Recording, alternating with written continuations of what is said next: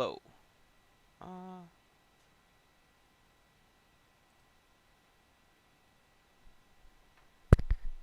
think this is working. Oh, maybe not. Let me test this.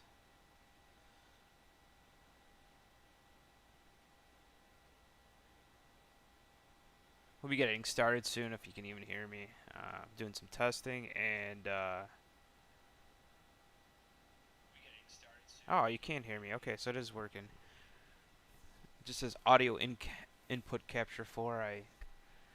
I get lazy naming these things in OBS because actually I think OBS renamed that.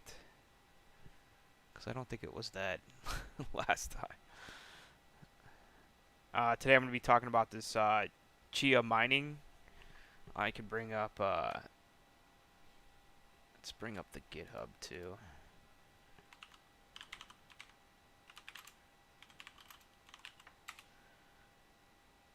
So I've been using this chia miner.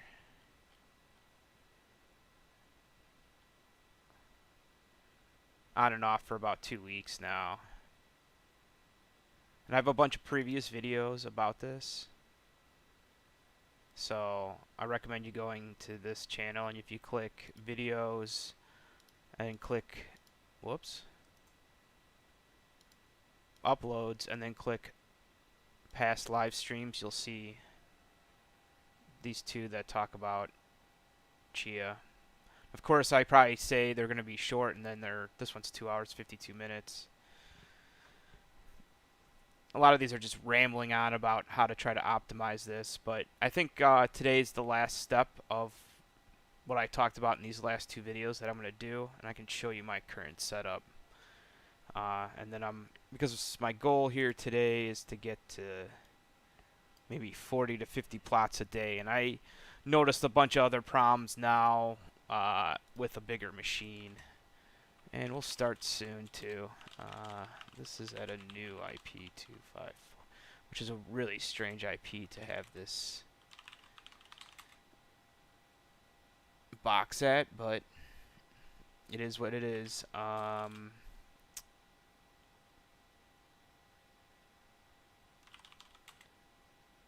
So we'll start in a little bit. Let me activate all this stuff and then switch to this. So I am running a job right now, but it's stopped, so I can reconfigure this. But I can show you some of the problems I was having, and I guess I should wait a little bit until people show up. So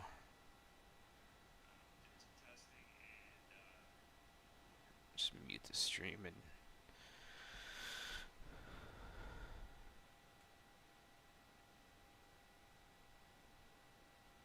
oh, that's cool that you can actually pause.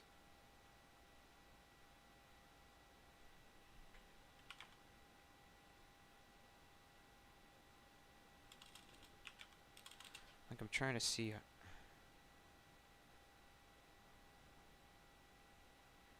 Okay. The latency's a little bad. How's it going, man? What are you up to today?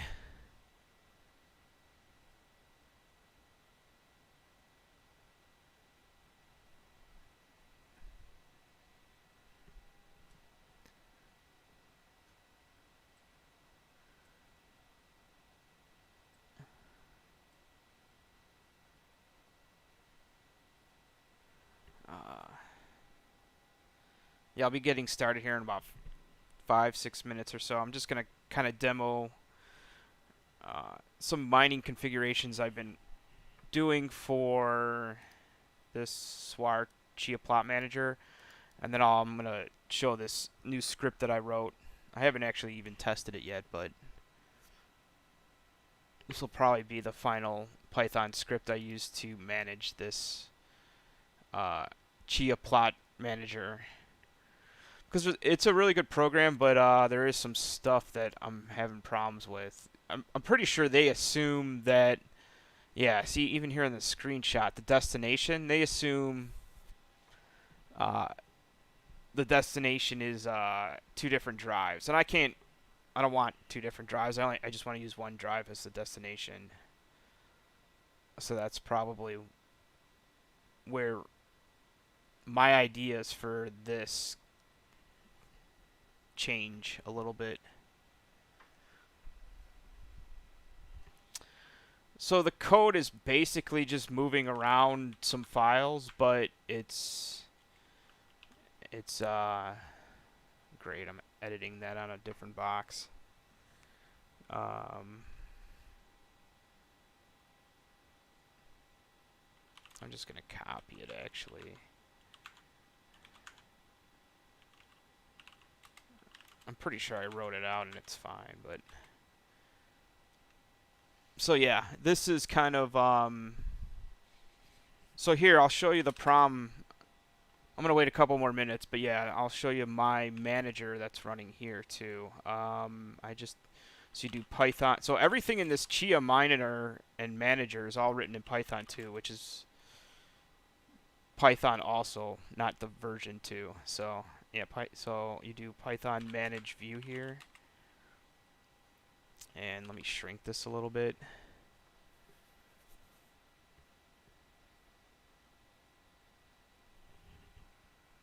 So my problem I have here is that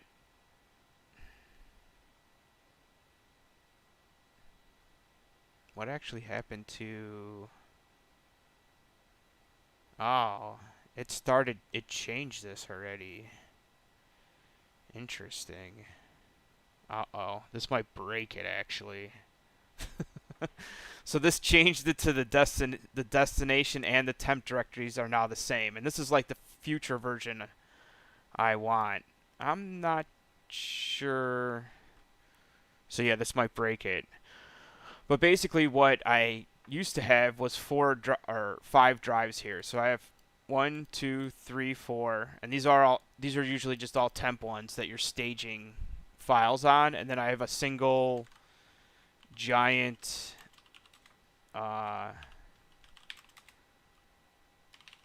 Western Digital black drive right here. And this used to be the destination. And that used to go here. So I still have some plots being... So it still looks like these plots are being written here because there's a temp one. So maybe it's lying where this is actually copying yet. That's kind of interesting. We'll see. Because basically what the new configuration is that I'm going to leave the files on... Here, I'll show you here.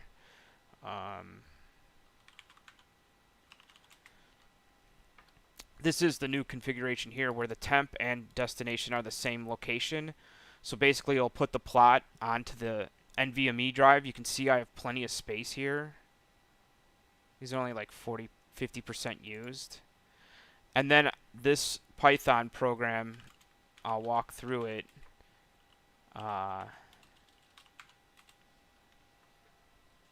Kind of like sweeps all these files off the NVMe drives here and then puts them onto my Western Digital drive. And then once that's done, it'll copy them to some external drive I have. Basically, the goal is to get the plot file off the NVMe drive as fast as possible without,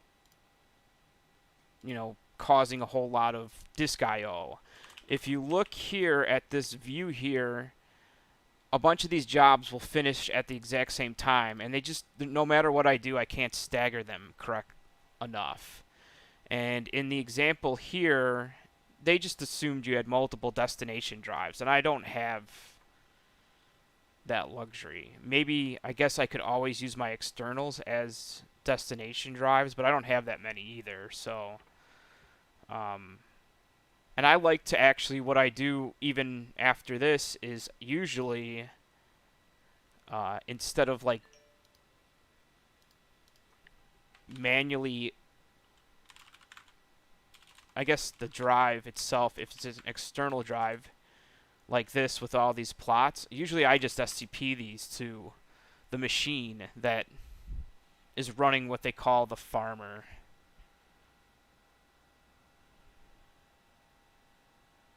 So that's kind of the setup I have, and I can walk through this this Python code I wrote here.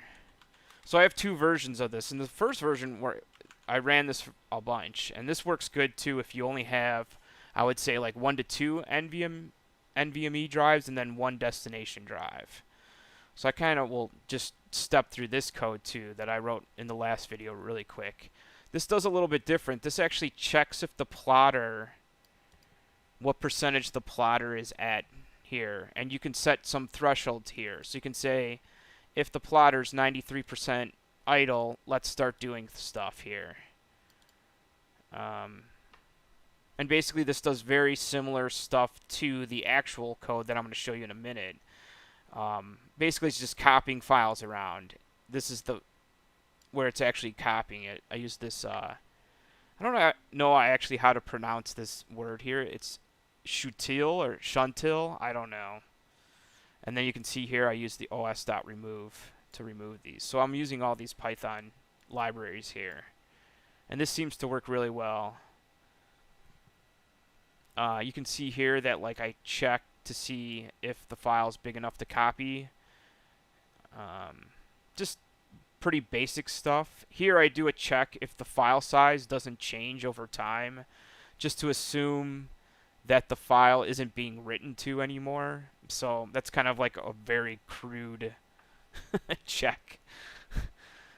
A lot of times people in interviews will ask, you know, this file is being copied to this server, how do you know it's done? And this is some of the code I've written before. So you can just do os.path.getSize and then compare this. And then if it hits this, you should not be able to see this. You know, once it hits 102 gigabytes, basically this threshold here, it should stop writing to that file. So yeah, this is kind of the code I've been writing over the last couple days. So I can show this new one. So this one just sweeps it off. Yeah, so I have 4 drives here. These are all my temp drives. This is the Western Digital black drive. And then this is my external. And this one's a little bit different. It doesn't actually check if the plotter's idle at all. I'm just going to run this every 10 minutes on a loop. Actually, yeah, I don't have the loop here yet. Maybe I didn't write that out yet. But yeah, this will be wrapped in a while statement. So basically I'm going to generate a list of files here, and I go over these directories here. And basically I'm just figuring out if the files have a plot there. And if they do, then I loop through there. How many, whatever that does. And then I set this variable, this is a kind of another weird, crude way to do checks in Python, and I do this a lot, where you set a variable to a boolean here, and then I get the size, and then I print found a file that was big enough to copy. Actually, this should be down here in this here. So I gotta fix some of this code anyway. But yeah, this should be in there. Then I sleep again. Then I get the size again. And then I do if b equals C, so this checks the size. And then, but then I also check here if this variable is true. And that's what's nice here. You don't even have to do is big enough is true or equals true. I think both of these work. What's nice is you can just do is. So like in Python, I don't know if lots of people probably don't know that, but you can just do ABC equals true and do if ABC print this is true without actually like checking. So yeah, does it ABC equals true? Yeah, that works. And probably so does is. I think all these work. Yep, they all work. So it's just like a shorthand in Python. So then I append all these files to this list. So then you just basically get a list of files that are ready to be copied. And then I loop through that list. And then I do some file name manipulation here. You can do each dot split, and I split on the file names. I guess this may not work for a Windows machine because I split on this path. I'm not really sure if Windows will, if you use Windows, you'll have to do probably the other way. But then you can just do -1 here, and you get the file name. So this is the file name off the, because when you do, I should have mentioned that when you do this here, you get, and we append this to this list here, you get it with the directory structure attached. So you get the directory and the file name. So that's why I do some logic here to get the file name off this variable each. And then we copy it. We copy it to the destination, which is mount output data, and then the file name too. And then I sleep, and then I remove the file. So we're cleaning up the file off the NVMe drive. So in theory, these should never fill up. And now I'm filling up this drive, and then it'll loop through all these files. So hopefully that's like all the NVMe drives that have plots ready. So there could be like anywhere from 0 to maybe 4 or 8, depending on. If I run this every 10 minutes, I would guess there's never more than like 3 to 4 to copy. I mean, you'd have to have like 4 finish at the exact same time for this to pick up all 4. And it takes about 10 minutes to copy, I noticed, from one drive to the next. So the whole idea is that this destination directory, or this drive here, is only being written to or read to once. Glob will read directory structures. So if you look here, you can just do glob, and I can do, let's do YAML files equals glob.glob. And you can do star, I think YAML. And then you do for each in. So this is already a list, I believe. Print type YAML files. Yeah, so this is a list, and you can just print it if you want to see it. But actually, I think you have to do this. No, that's not working either. What did I do in here? But anyway, you get a list back. I do the full directory. You probably have to do the full directory here. I never try to use relative paths. So that's the difference in some of this stuff, is some people try to use relative path. I try to always use absolute path. So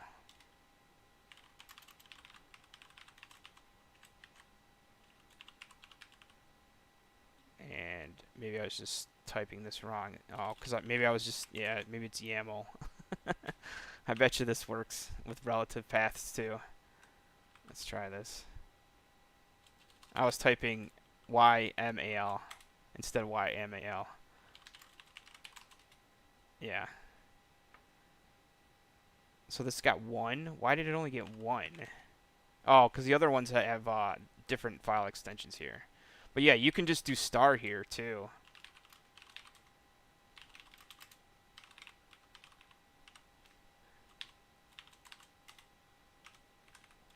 This has to be a string.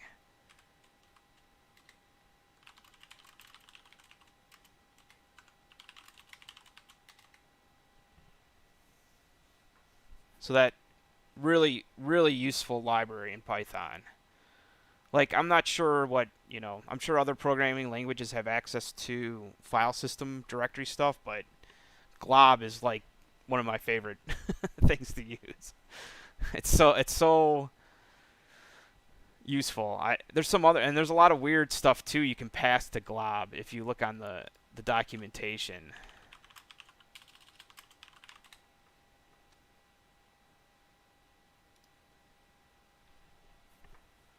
It basically pretty much, I think, replaced a bunch of old libraries like this pathlib and some other stuff.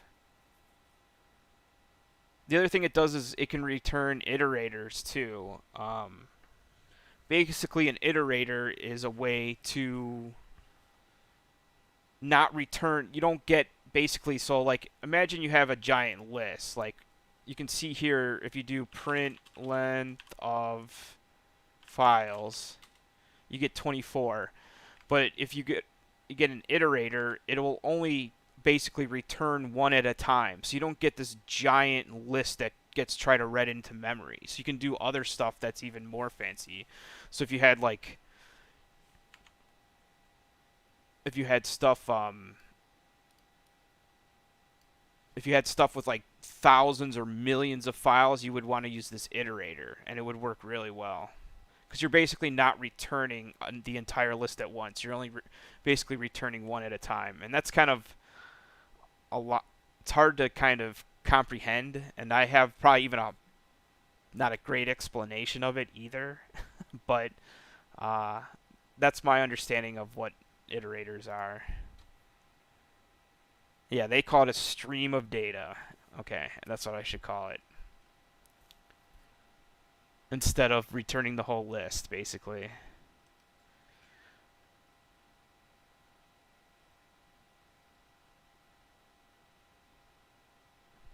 Yeah, you can do regex in here too. That's what I like too. If uh, I don't know if you, I mean, so many people are familiar with regex and the RE module in Python, but uh, but it's nice not to even have to import that too. And like this recursive true is very useful too. I mean, I'm not sure.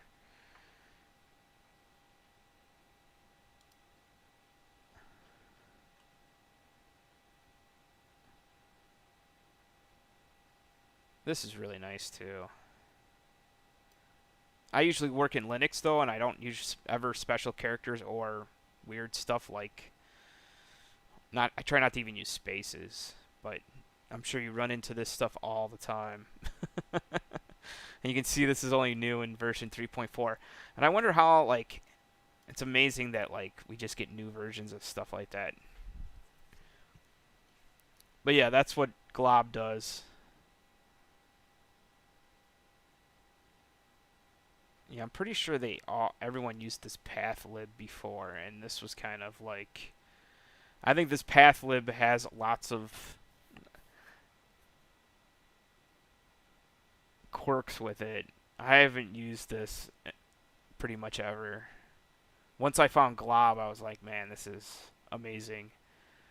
There's another, you can use the OS module to do like file lists if you ever get stuck like in Python 2, like super old Python.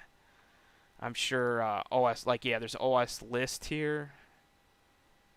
Yeah, you can do stuff like this. So this is similar, but like, I think glob.glob is the the newer implementation of all this. All right. So I'm gonna go back to this program.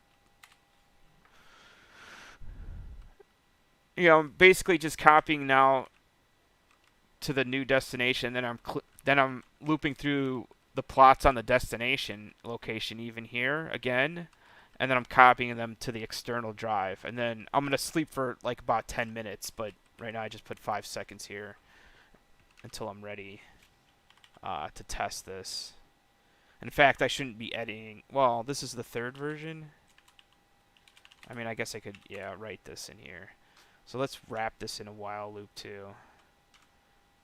So I'll kind of explain maybe in Vim. There's a bunch of Vim shortcuts. If you hit Shift A, you can go to the end of the line, which is really nice. And go into edit mode. I'm not sure many people know that. And lots of times I don't think I even mentioned that on my Vim tutorials, which is kind of strange. But it's super, super useful. So I'm just going to do, I think you just do while true. And then you can go into visual mode here. So you hit V and then you hit J to go down. And then you can hit Shift right arrow and it'll just move this code all over. And that's what you want to do with this in this loop. So now this should work. So that's a way you can move. Python is so dependent on where stuff is tabbed over. You always want to make sure you have, like, if you screw this up, you can move this over very easily with that setup. And if it doesn't look right, just hit U and it'll undo the whole thing. So yeah, that's kind of some Vim shortcuts in for Python. So yeah, that's basically what I'm going to try to test right now. Let's see if I can, instead of testing on this box, yeah, I'm going to test on this box. I think I have plenty of space here. Yeah, this is another box I can test on. Okay, so I'm going to just do dir1, dir2, dir3. And I'm going to SCP the script that I was writing. Which it's swar chia plot manager sync3.py.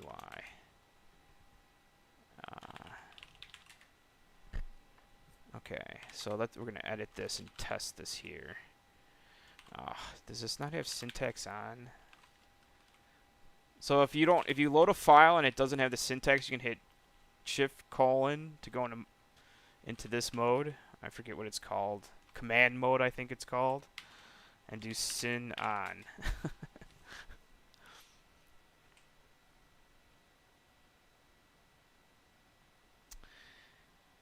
Yeah, that's a very good question. In fact, usually I Control C. You can hit Control C, which isn't good. You're right. It's not a very good practice to do an endless loop. But you can do Control C. It'll quit wherever it's at. The other thing you can do is you can do ps-aux grep the py script that's running, and then you just kill the PID. I'm not sure if you used Linux before, but you can send the kill command to that PID, and the Python script will immediately terminate as well. The other thing I like to do, and I'll demo this pretty quickly too, is you can write, here, I'll show you. We'll just do abc.py, and I'll do this, while true, and I do import OS, and I do if os.path.isFile,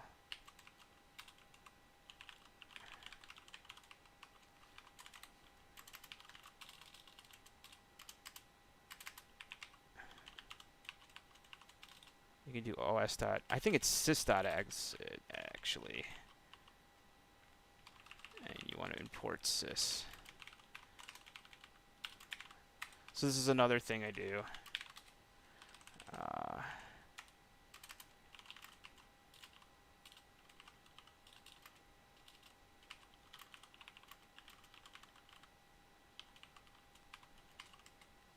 And I think that's it. So what I do here is, oh, you always want to put sleep here. Don't forget sleep. And you can do, so from time import sleep, or you can just do import time. But I recommend trying to always do this syntax. This is a lot more specific, and it's nice to see that you only import this one module, and then you can just do sleep 5. So this is another thing I do. So let's run tmux, and I'll split these screens, and then do Python ABC. This has a bug here where I need a colon here at the end. So the loop's running, and now if I come up here to this top window here, and I just do touch this, it should quit after it checks the next loop. There it goes. So I do that a lot too. And that's a really easy way to just bomb out of a program. And then the other thing you can do is wrap. So if you have a really big program, you want to wrap that in a, stop script here, and you can just call it. So you can move this code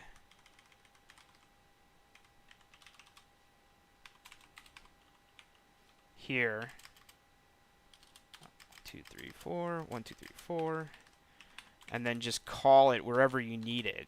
So I need it like stop script here, and you can even call it here stop script here.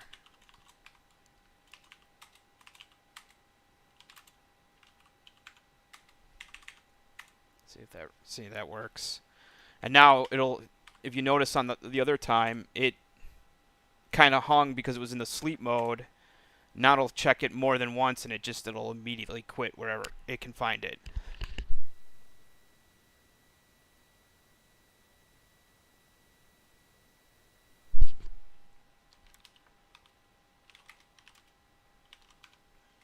So that way too, you can just call this wherever you want. And that's how I've managed giant while loops too. And it's pretty easy to do. And then you don't have to like kill PIDs and you just have to know the syntax here to what file will stop the script. And you could even pass it, exit codes here too if you want. If you wanted to do check for other stuff.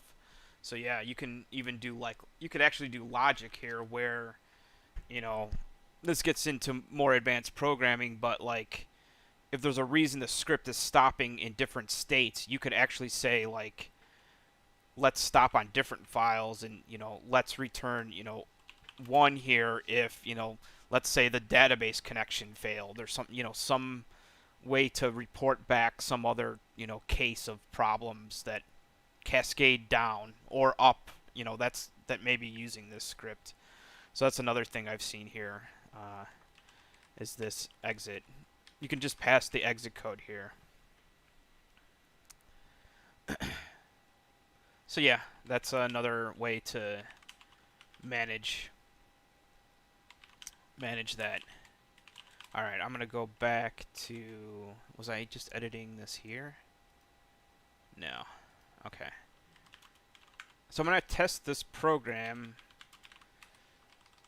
And I usually just try to throw the variables I need at the top all the time in most programs. If I'm writing a class, I put them at the top too. If you go to python.scheffner.com, there's a really good example of a class. And yeah, most of the time I just throw a lot of variables in this init here versus if I'm writing a class. So if you ever need to know how to write a class, I really highly recommend you follow this example. This, I know it's like the typical of class that shows you how to write stuff about pets, but it demos a lot of stuff that I don't think people even know in Python, including like these tags can be all extracted out with a program and auto.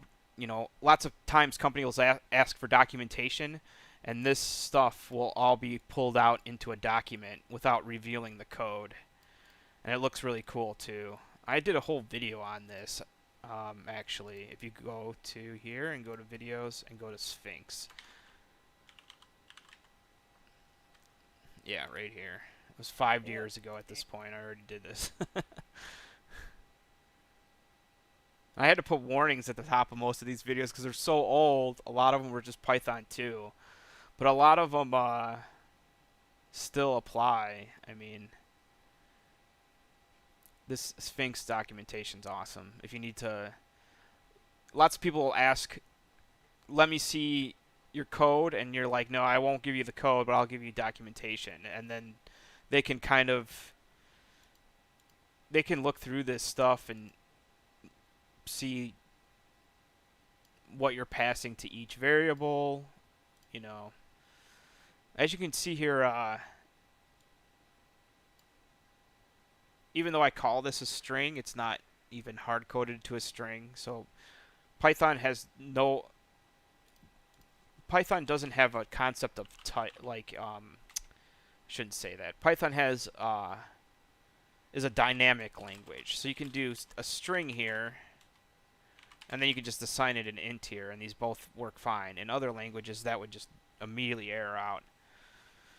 So, even though I'm determining this is a string here, you could actually pass an int here, and it would still work fine. There's ways to fix that now in Python, but it's basically completely optional if you want it.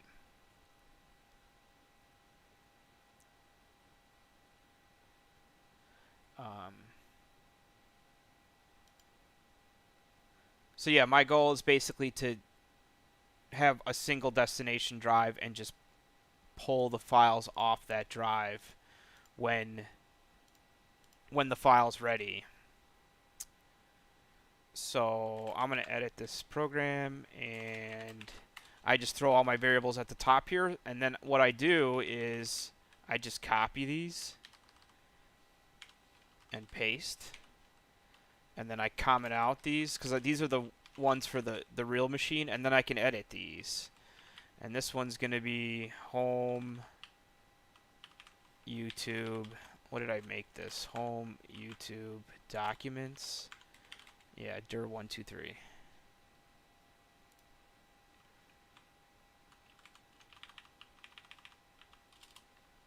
dir1. So this takes a list, but my list only requires one directory for this test. So I'm just going to put one versus all three. It's not a great way to test it, but it should be fine. If you know how this works, yeah, there's some logic here, like you have to append to this list. I had this if you put this down here somewhere, you'll have problems because it'll start resetting the list on you. I had that problem before, and if what was I going to say? The other thing. Oh, the thing I was going to say too is that if you put multiple directories here and you loop through them, and that's what I had. I had this right here, and this will break it because basically you're resetting the list every time. And I didn't realize I had that problem too. So you want to make sure this is outside this loop, because basically it was clobbering it. Like I tested it only with one directory, and then I tried it with 3, and it was clobbering it. And I was like, why is this not working? And then I realized that's why. You can't put the list reset this inside that loop.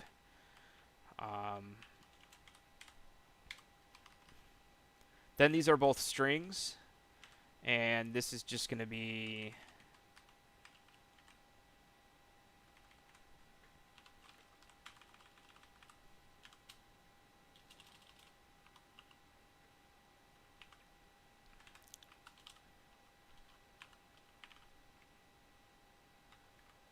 that.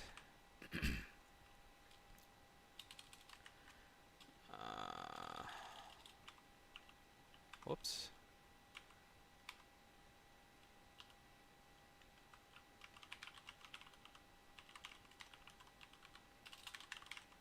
Sometimes it's just faster to type it in. Okay. So let's get a plot off that other box.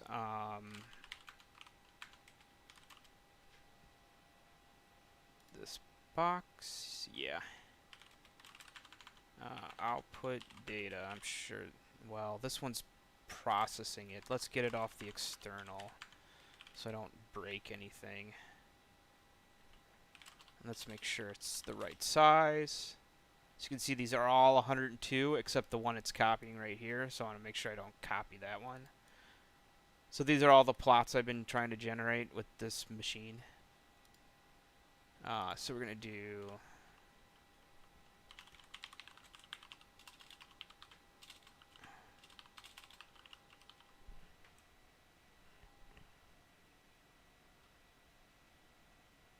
Yeah, if you have any questions about the class or anything, let me know. I also always forget to recommend if you go to github.com/, it's just the chef SHEFF17. This is my GitHub page, and there's tons and tons of resources here that should like hopefully get people up to speed in programming languages.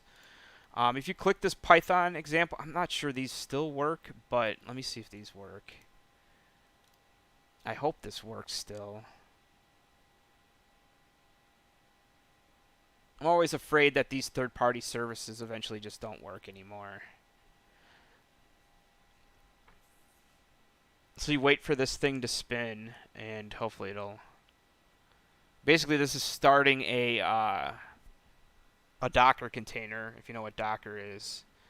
And then it's cloning it's cloning your Git repository and then starting up this service called Jupyter. It's actually amazing how all this stuff is kind of like starting to come together in the Python community, I think. Like, hopefully this works.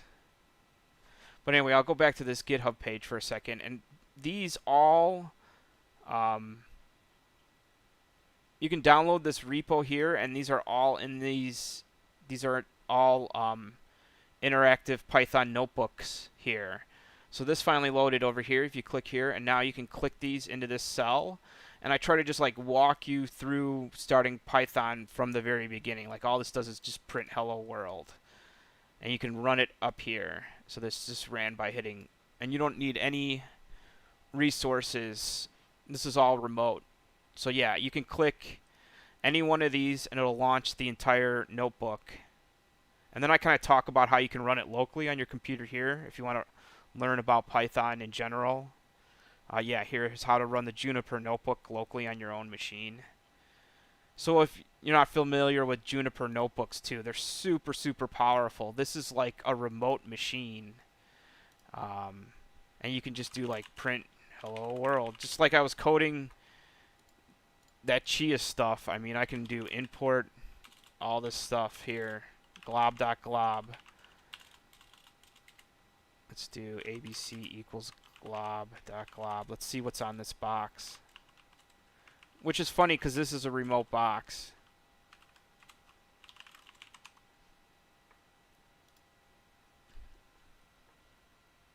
So yeah, this is part of my Git repo, I believe, here. So yeah, this is a remote machine. So you can do all types of weird stuff here. And you can run Linux commands too if you just do if you just precede the command with a bang. I think it's just called bang. And you just do ls and then hit run here. So you can do like weird stuff like cat etc, what is it? Proc CPU info. So this is what you're running remotely. Probably with a bunch of other people. So yeah, that's kind of like my introduction to Python. It kind of tries to walk you through all the different... Like, one of my biggest pet peeves I would say about teaching Python is people say they know Python, and then I'm like, okay, name some of the data types, or like, you know, what are the main data types in Python? And like, most of them cannot name dictionary, string, integer, float. You know, I don't, you know, list is used all the time. Tuples are important. What's the difference between a list and a tuple? I always ask that because people don't know that. And then I get into more advanced stuff. So this even here is another class here. Will this load faster now that it should load faster once you have it loaded once, I think. So what class did I do here? Oh, this is the same one, I believe. This is using more advanced stuff too, though, here. If you look here, I'm using something called f-strings. Yeah, there's so much new stuff in Python that I really like that they've just... It blows me away that how much this is improved. Like this print statement in order, and you can just embed variables like this, and you don't have to do anything special, is amazing to me. So if you just Google Python F strings,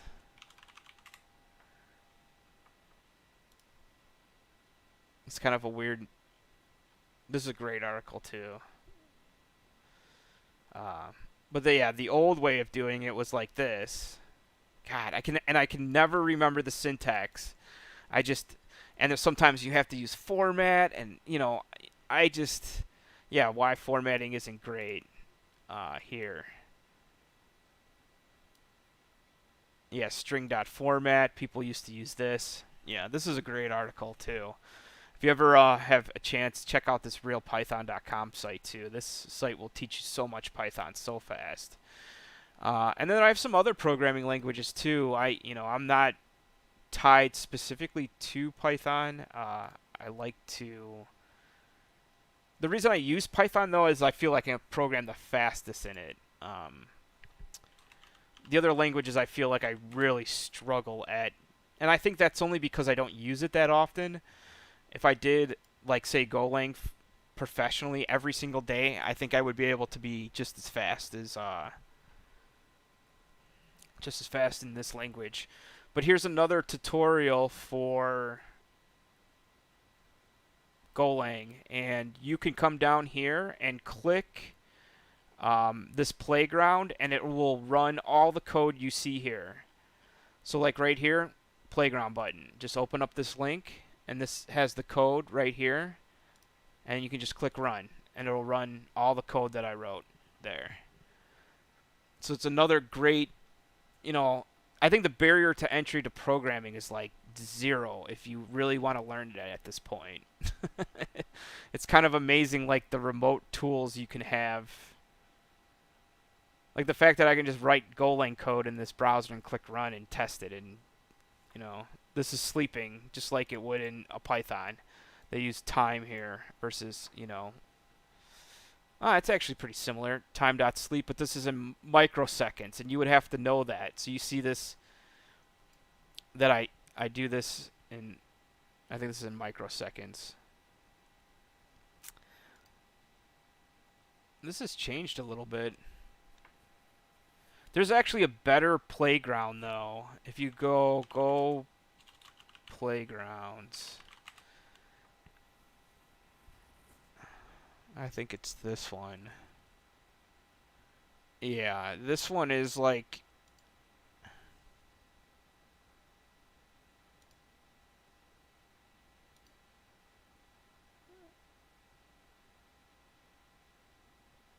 The reason I think I like one of these is that you can see like source code and changes to dark. I mean, I'm like obsessed with dark mode too. That it's a little weird. It's funny that Golang uses tabs and Python uses spaces. Kind of drives me crazy that they're not. But whatever. Syntax highlighting. Yeah, the syntax highlighting. That's what I really like too. So this doesn't have syntax highlighting here, which is annoying. Any other editor would have syntax highlighting. If you look here, this has syntax highlighting. But you can just copy paste this right into this editor too. I mean, I wish they would implement these features into the... The other thing, I think there was a way to pull up the documentation too. But anyway, and that's just go play.space. So yeah, that's another place that I write tons of Golang code is... where did that go? I keep losing the GitHub page.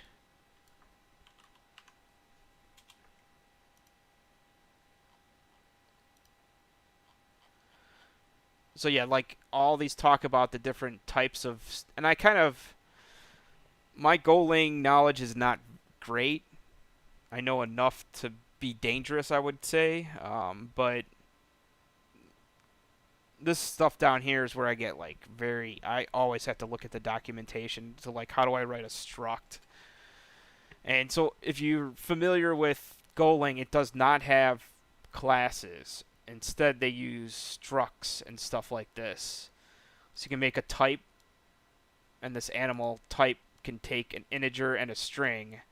And that's one thing that's really nice about Golang is it's very, very strict type checking. Yeah, light mode is... I wish... GitHub has dark mode too. I think I have to be logged in. I think.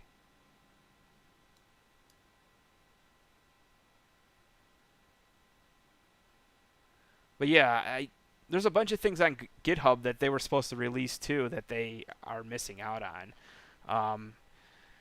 There's this GitHub developer mode. I'm pretty sure you're supposed to be able to edit inside.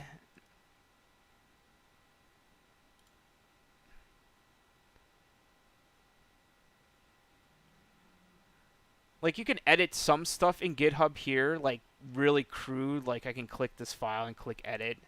But this isn't really, like, an editor, or it doesn't have syntax highlighting or anything. Microsoft was touting, like, this great editor in GitHub, and I've never seen it. It's kind of frustrating to see that. But yeah, I pretty much develop a lot of stuff locally, and then so let's actually test this.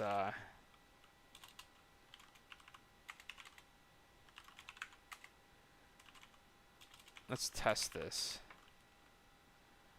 Oh, I was copying a plot across. That's what I was doing, and I got distracted. I should have started that, because that's going to take a minute. Anyway.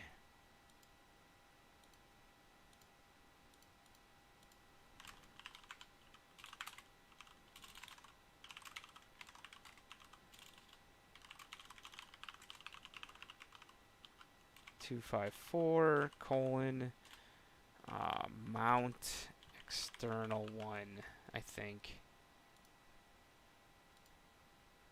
Yeah.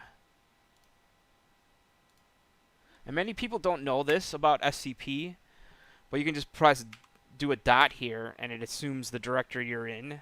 Lots of people don't know that, I don't think. Maybe they do. No way this can take 5 hours. Oh, that's 4 minutes.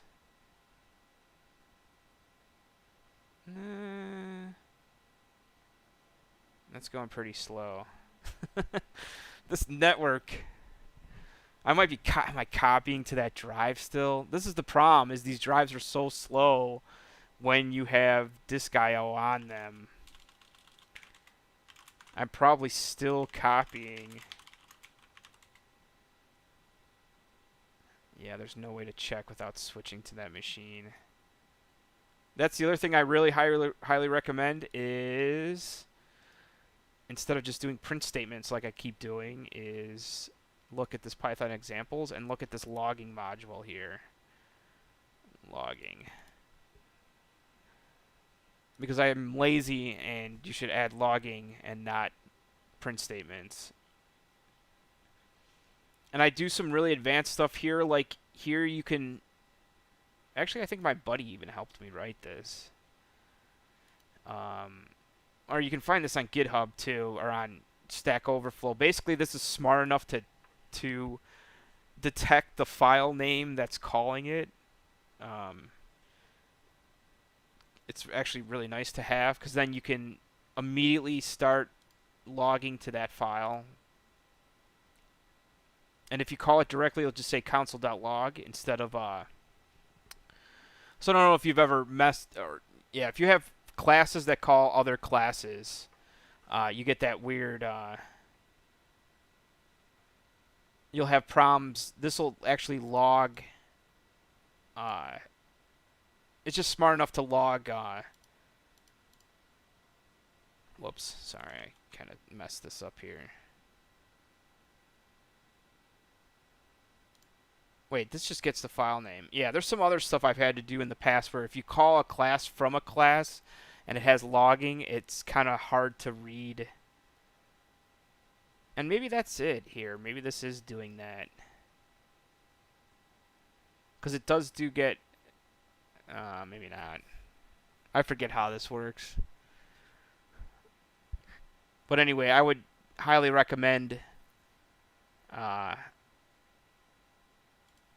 logging instead of just printing out stuff.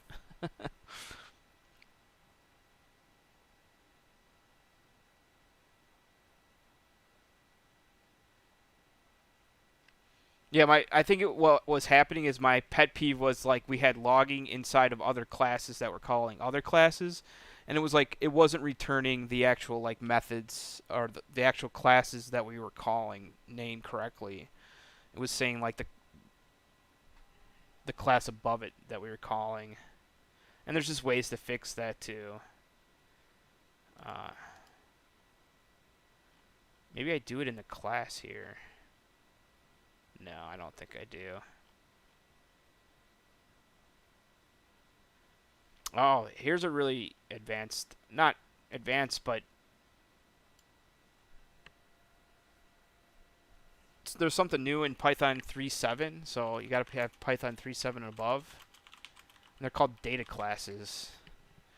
And if you've ever written classes in, particularly in Python, they're not that bad, but you can use these data classes if you know that you need something very simple, and it does a lot of stuff for you. So here's an example of one. Actually, this is not a very good example.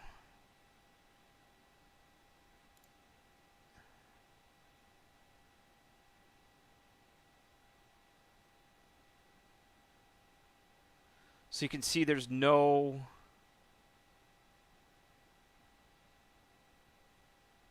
Yeah, I'll just show you my example. Here. So you have this data class of cars, and you don't have to write.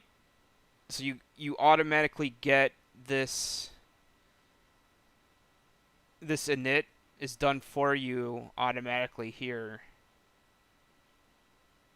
by doing this. And then you tell it what type you want. You want string, string, float, float. Then you can make any methods you want, and then you can call any of those methods. And then here's another data class that's different. And this one just has name and tax. And this one, you can see here, this inherits from cars. So this is a really, I would say this is a pretty advanced. Does this work? It should work. Okay, cool. Yeah, so if you see here, this inherits from class cars. And you can see here I can use this tax variable here from this class here, even though you see it's not even defined here. If that makes sense. And that's called class inheritance. But you can see these data classes really help with cutting down the amount of code you have to write for a class. It's actually really, really nice. And you can even do a check here too in scripts. This is what I also recommend. If you want to write data classes, just put this at the top, and you can just say, sorry, you need Python 3. I mean, I believe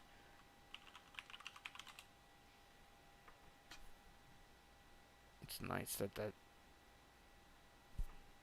Python supported versions. I don't know if there's anything that's not supported anymore that's 3.7 and up.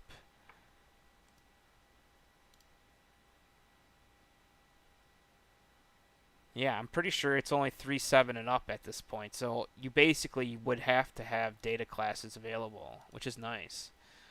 So yeah, that's eventually these time out if you're using them too. So that's kind of my pitch on learning to code, and I try to write pretty simple examples, but this is really nice to see a way to do inheritance and data classes and using the the f string, the print string methods here. This is how you call the new classes here down at the bottom.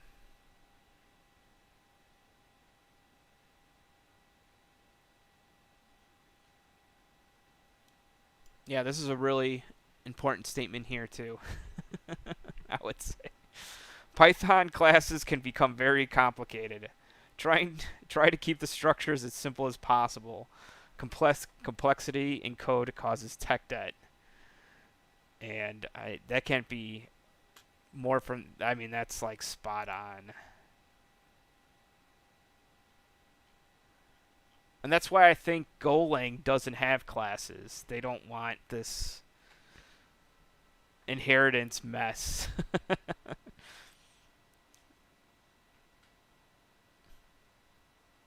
So yeah, I kind of went off a tangent. Is this copying still?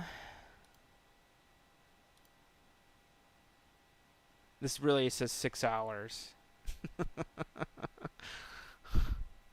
Why is this going so slow? That's so weird.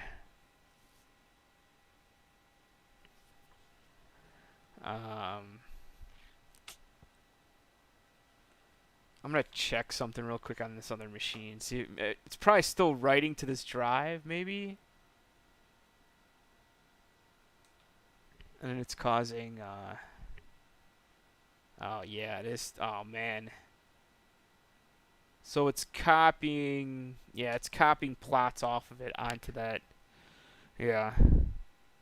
And I can't suspend that program either. And the other thing I should do is quit. Oh, I can't use the mouse here because I don't have it hooked up to this machine.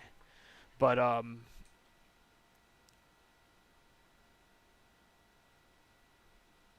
is there anywhere I have a plot that will copy faster? Oh yeah, I can just get it off the. Let's just get it off the machine that I transfer them to. Let's do that. So I have my 61. Yeah, I have this farmer here, and I have drives. I just have, these were my 2 test drives basically for this project. What? Why did this do this?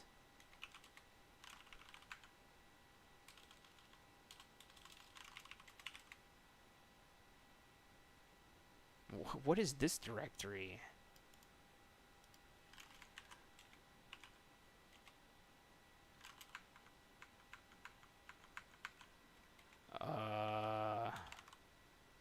Are you serious? I must have really did something weird here. This directory is like awful. I think it's a mistake of some SCP.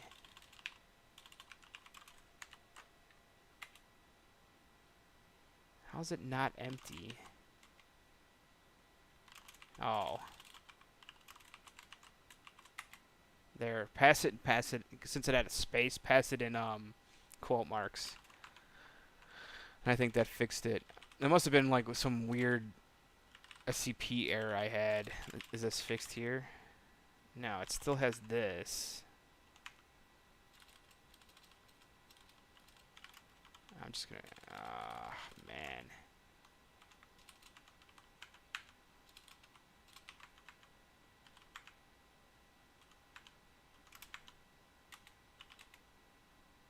Why is it like this? And I hope this isn't like sim linked. No, I don't think so. I think this is just a bad SCP somehow. So let's just remove this. Remove RM. Let's not make sure we don't remove the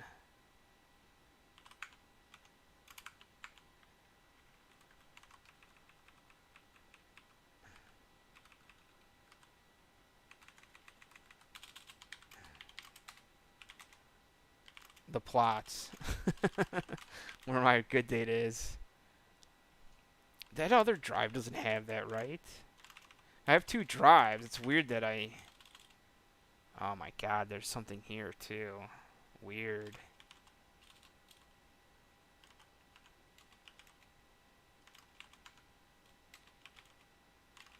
Why did this do this too? I must have had some weird... How do you do... There we go. A space. Okay.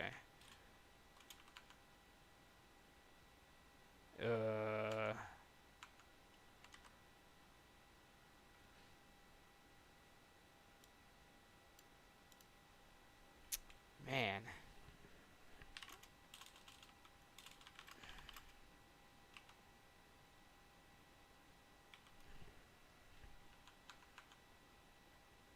Yeah, so SDA 1 space. Oh, 1. This.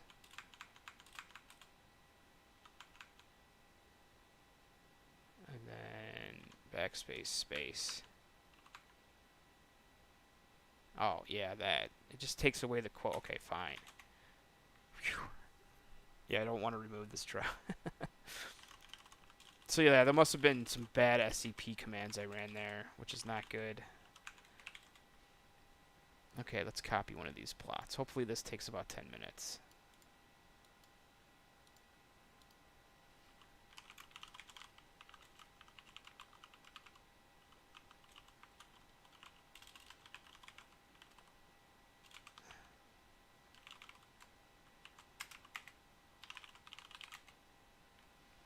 What? SDA 1.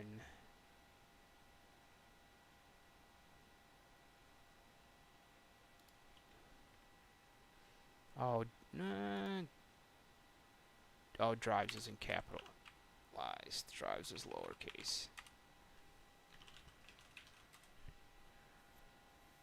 Yay. 15 minutes. That's what I expected. About 100 megabytes a second.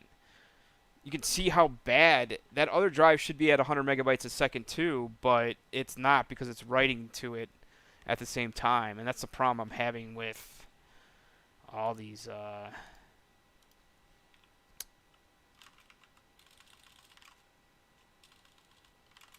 is this, which one is, yeah, this is the right box.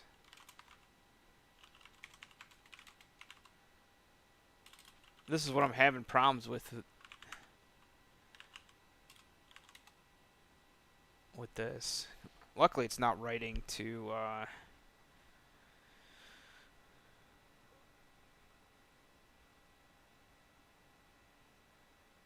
because they assume you have multiple destination directories, and I kind of figured that here. Here they demo. You can see 2 destination. Basically, every drive you have, you should have your own destination directory, but that's just too expensive for me. So I've been writing all this logic wrapped around that. So I'm going to test that here. I know this is a very convoluted way to test it, but we're going to let this copy. If anyone has any questions, maybe I'll take like a 10-minute break and I'll come back.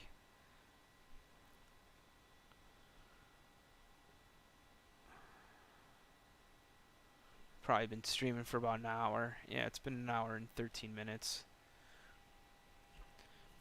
Trying to think of what else I can... The next video I'm probably going to make is on Visual Studio Code.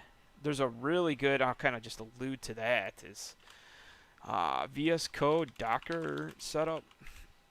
I highly recommend people start using Visual Studio Code, even though it is a Microsoft product. It will kind of bootstrap development in areas that I think where people struggle with, and Docker I think is one of them. And I really like this Docker setup here, where you can basically install Visual Studio Code on your local machine, but then install Docker as well, and then you start running Docker containers, and you can just attach to that container, and you start running all the commands inside that container from Visual Studio's remote session.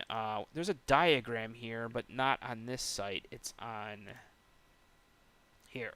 This is what it looks like. This is because, of course, I probably won't show this in the in my tutorial video, but this is how it works.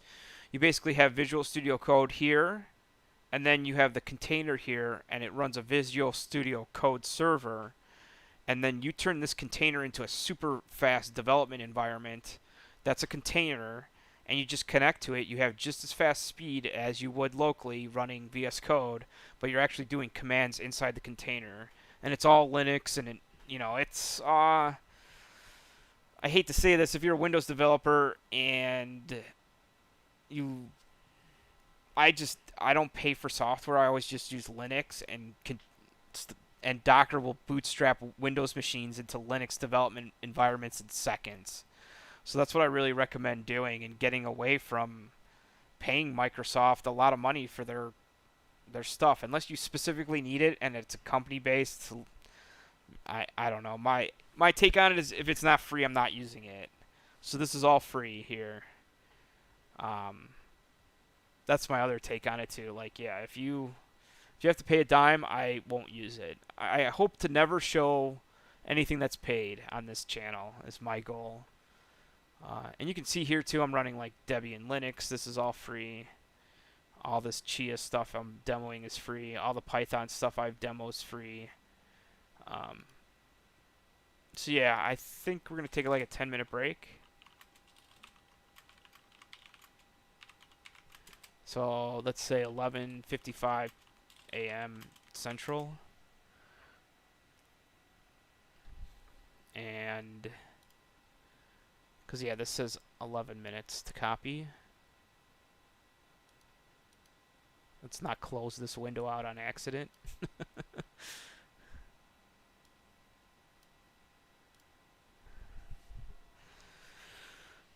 But yeah, I think I'm gonna demo this Visual Studio Code, and then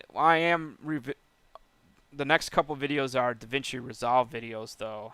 If anyone's interested in DaVinci Resolve editing, in fact, I should make some more videos today if I have time.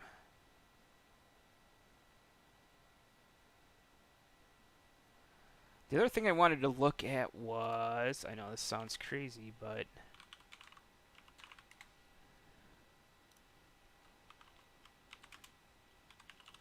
how much are these 10 gigabit net? Oh my god, are things expensive? But yeah, I'm going to take a 10-minute break. I was going to consider buying 10 gigabit network adapters, but man.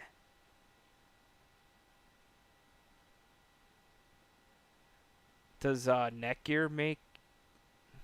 Dude, $5.99? You got to be crazy. Alright, I'll be back in 10 minutes.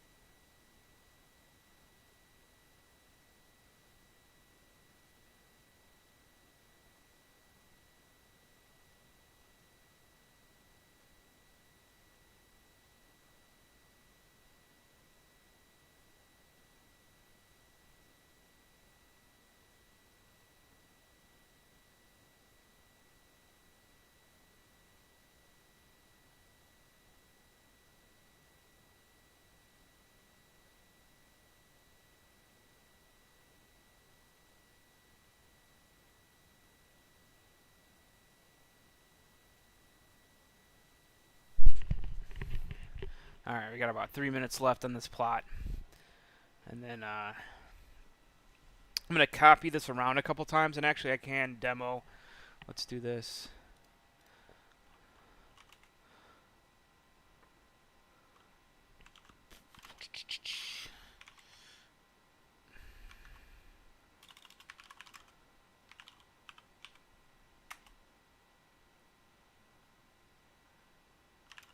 Am I editing this anywhere?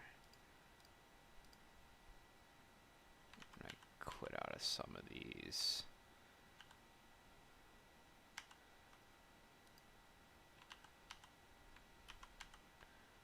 Okay. Okay.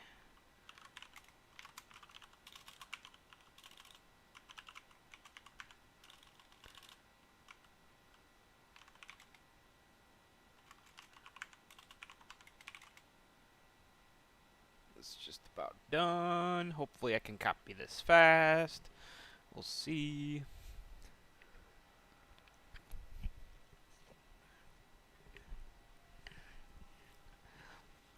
There's another cryptocurrency that's coming out that is just insane resources to generate them, and I'm not very impressed. Like, you need a minimum of 128 gigabytes of RAM. Yeah, just crazy. Think about, like, I think I started my career with like no RAM at all, and now we have like gigabytes upon gigabytes.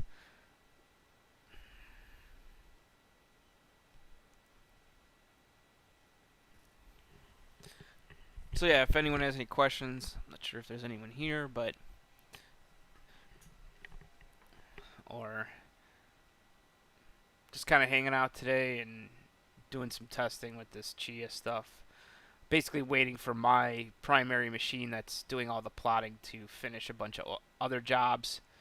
And then, actually I should check that. I forgot about, I thought it was going to break it, but I'm pretty sure it's still using the old settings.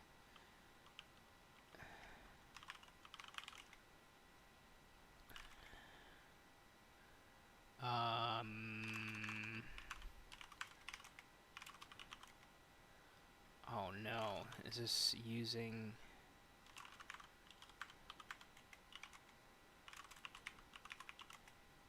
Okay, there's no plots here.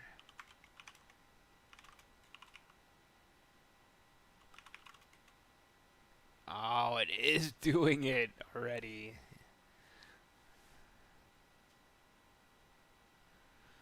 Maybe I should just test this on the real machine because it's already doing it. And I should just start it back up. So what's happening is it's starting to dump the plots on... So is this finally done? Please be done. It's been copying from...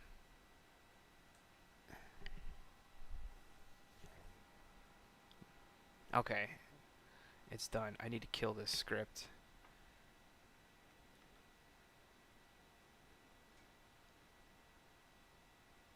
Well, it's not going to have any more files because now it's freaking copying them to the...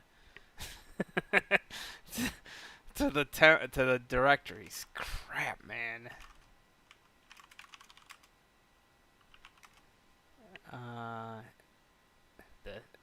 No.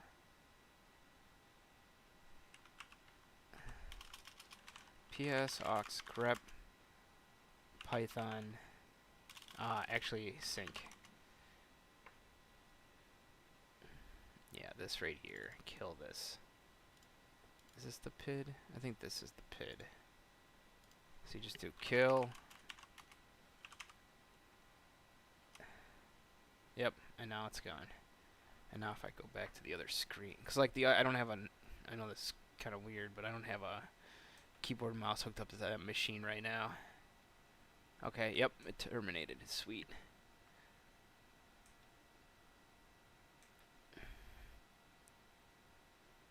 Okay, let's go back. Oh man, I went to the wrong input.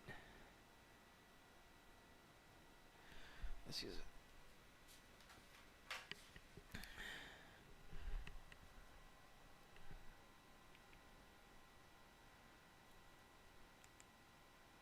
Someone should make a way that, yeah. Here's a great idea if anyone wants it. Someone should make a way to make like an Elgato switcher with all the buttons and like it remember uh it remember configurations of setups you have, like Windows locations as well as like input locations. So like it changes your all your TVs to like HDMI 4 across all of them. That would be freaking amazing. But I doubt anything like that even exists. So this is starting to dump these into here, right?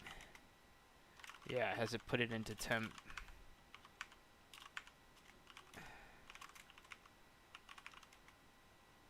Okay. Is this done copying? I want to test this. Okay, this is done copying. Okay, so we're going to do this plot to dir1.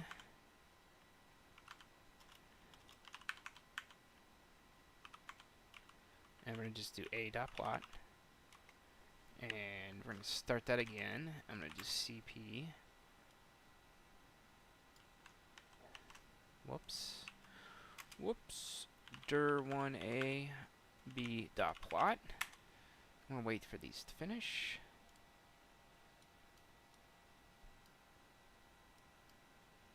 Hopefully this is pretty fast.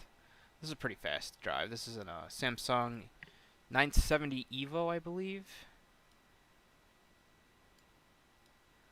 So this will test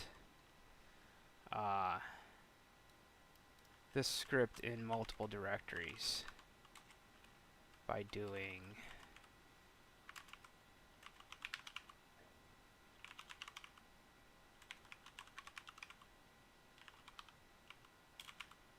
it's just dir1a, right? I'll have to look at that. Yep. Okay, let these finish copying. And I'll test the script.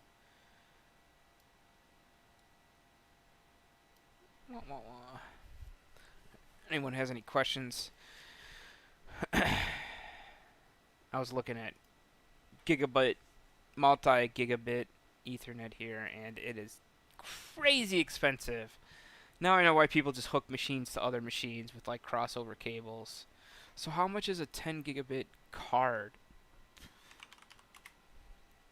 I think I actually only need one. And it needs to be RJ45. RJ45. Is it all fiber?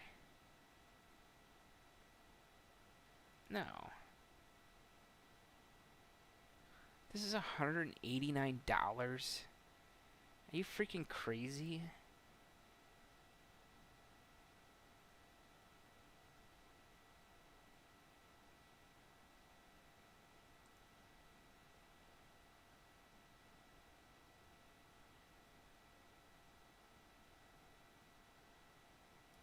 This is 92 bucks. Dude, look at that heatsink, man.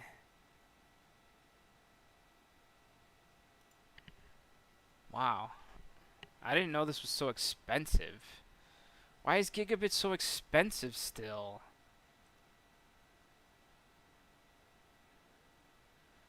$74. Now you're talking. So, can I buy a 10 gigabit Ethernet cable and just...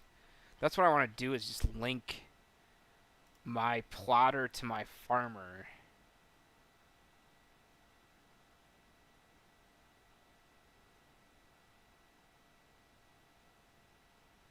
And my farmer already is 10 gig.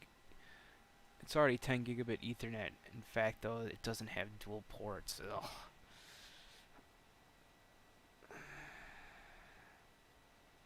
I don't know. This is expensive. I'm not spending any more money. I don't mind the time. I have plenty of space to copy stuff around. As you can see, I'm just waiting for this stuff to copy. I gotta be careful and not fill up these drives. It's crazy that those settings picked up so fast. They didn't... I thought for sure those settings would have been picked up to the... Because I didn't start it again. It's in stopped mode, and it already started doing it. Okay, yeah, I gotta make sure to test this pretty quickly, hopefully.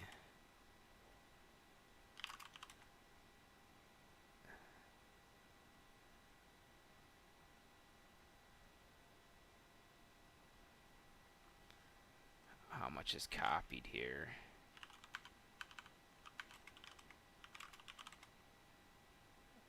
Okay, it's almost done. Yeah, 102 gigabytes. I hope we never mining a chia for a bigger size, because that's pretty much the limit, I would say. Yeah, this is just about done too. Okay, cool. I should be able to test this script hopefully in the next 5 minutes, and then copy it over to my actual box that's running this, and then even start the script back up. I can't believe it just changed the settings when I changed the config file, and then but I didn't restart the plotter, and it just picked it up. So that's a little annoying. So I'll show you that if you want to see it.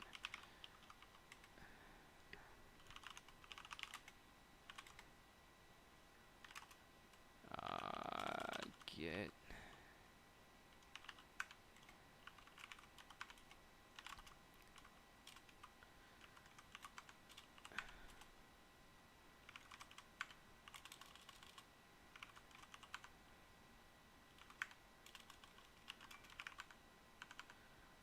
I cannot believe I just heard my Xbox turn on. So I changed these two settings. The temporary directory and the destination directory are the same, and then I said skip full destination or exclude final directory, and I changed this to true, and now you get the files are a lot faster because they're on here already. Temp 2 had one already. So this one's ready to go already. Plot. And I need to start copying this off. And I bet you temp 3 has one soon too. No, not yet. And then oh yeah, shit, this, sorry, shouldn't be swearing, but no one's watching. Chia data. Okay, there's not any in here. So there's only one plot ready so far, which is good. And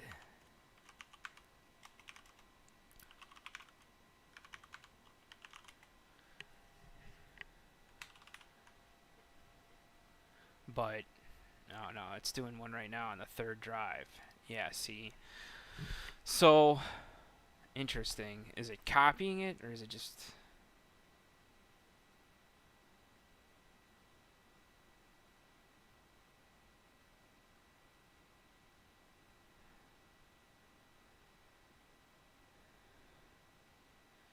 Because this should be like almost instant now. When this hits 100%, it should just be like done.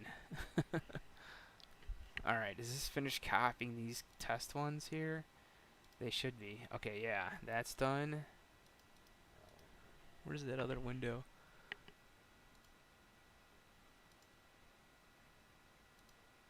That's done. Okay, we're going to test this script now.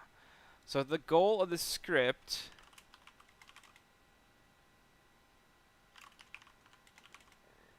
we have a plot in this directory, we have a plot in this directory. We're going to copy the plot from here to here, and then from here to here, and then once that's done, it's going to take them from here, and it's going to remove them from here and remove them from here. Once it's copied here, and then it's going to take them from here and copy them here. And if that all works, I'm going to copy that script to my plotter and start running it full time. And I'm going to put a delay of 10 minutes in. So here's the script.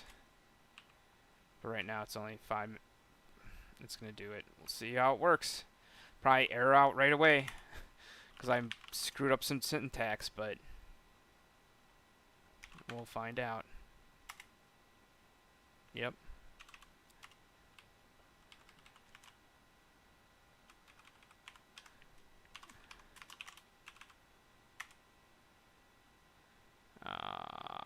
38.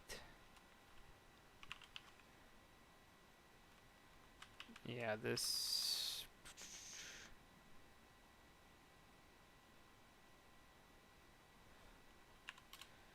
needs to be here.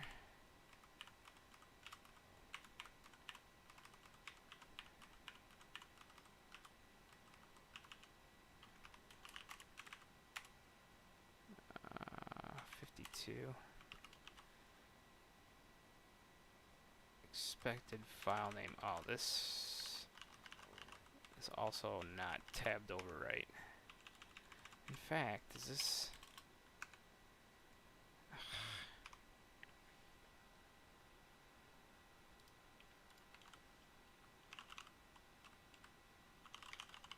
Didn't I fix it? Maybe I swear. What box am I editing this on? Okay, yeah, this... Cool. So why didn't I put...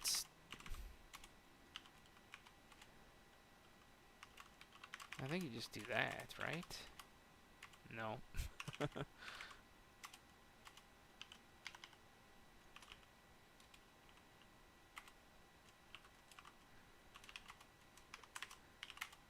Never mind.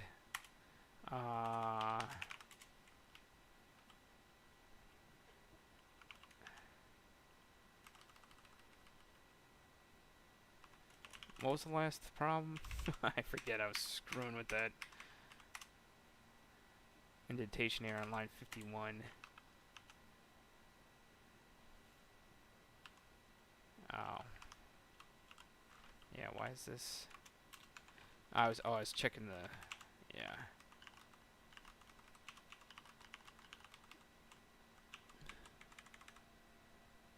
This...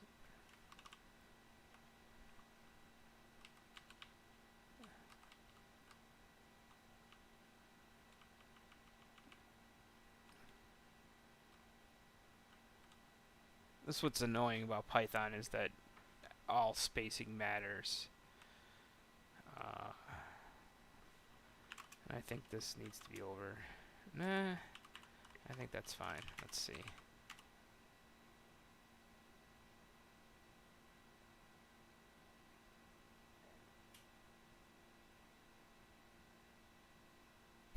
It didn't do anything. Okay. Awesome. Well, there you go. That's why you test stuff. So...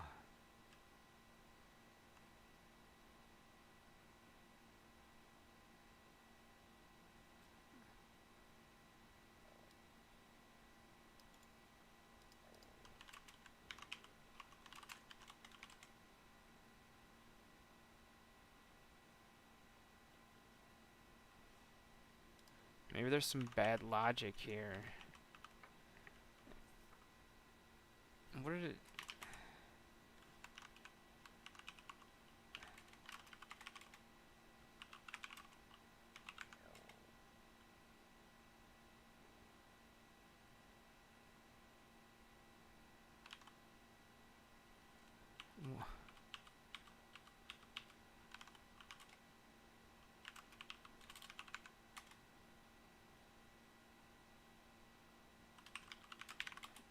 Okay,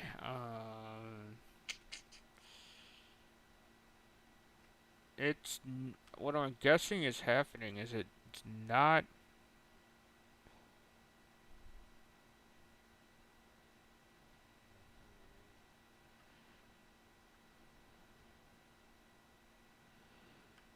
It's not even finding the files. Because it's just like skipping over everything. Which is weird. Because I swear if you do print... not here. Let's do... Is this... No, so it's not even picking up...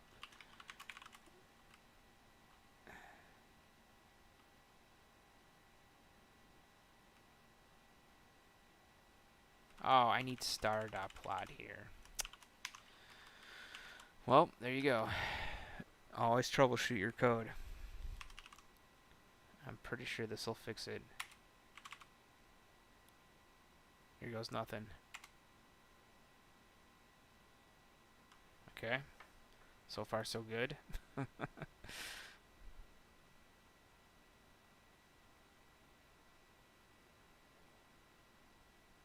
don't know. Okay, I do 2 checks and I just append that to the... Yeah, I just append it. So I do this logic and then I copy them.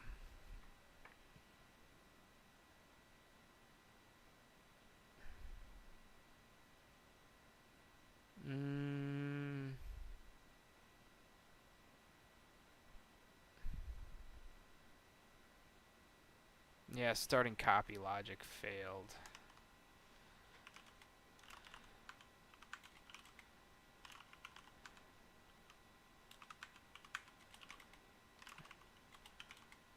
Okay, I gotta look at that. Start copy logic. This...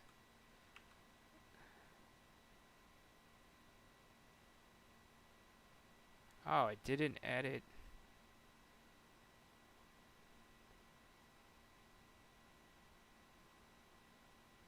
Huh.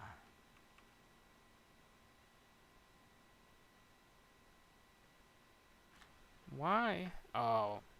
Yep, there's a bug here. This should be each 2. And this should be each 2 as well. And that's the problem. Sometimes you shouldn't reuse these variables here, and I do that a lot. Maybe learn from my mistakes. Highly recommend don't doing that, because then you do that. So now this should work. So yeah, that was another bug. Here we go.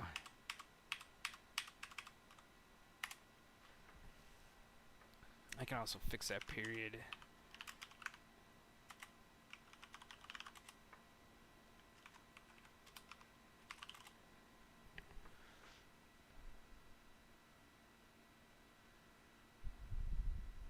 Okay, added plot to the list of files to process. That's good. So yeah, it finds 2 files that are going to copy, which is good. Start and copy logic, and now you should see stuff in dir too. Yes. So you can do a watch minus n15 ls minus lh, and this will just show you that it's working. So what this is going to do is hopefully copy this a.plot and then b.plot to this folder, and then loop through this folder, which is just A and B again, and copy them to the next directory up, which is just dir3 here, and they should not be in dir1 anymore, and they should not be in dir1a anymore. And as long as I have that logic working, that's getting copied to my plotter, and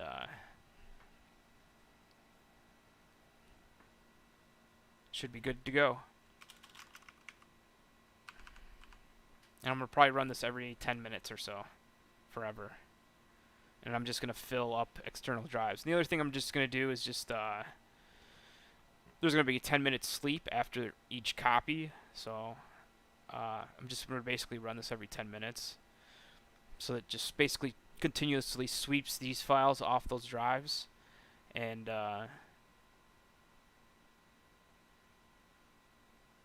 it'll be pretty easy to use. And it should be a lot faster, and it should be able to get my plotter to near, it's going to get my plotter more time too to plot stuff. If you think about it, every time you copy from, so yeah, I'll show you some of this guy's code. Well, not the code, but so when you have a destination here, this copy takes at least 5 to 10 minutes, depending on your... Most of these times, these are external drives, and maybe they're even a little bit slower, like spinning Rust. So it could take, upwards of 10 minutes, sometimes maybe even longer. Then if you have 2 that collide, and you're writing to the same destination, that's the problem I have even more. And then they're even slower. So my idea is that you have only one destination drive, and you write your plots to your temp directories as well, but you have to have the space, of course. That's the recommended part of all this is you're gonna have to have adequate space to put a couple plots on the same drive, and then I have a program that this program is gonna come and pick them up.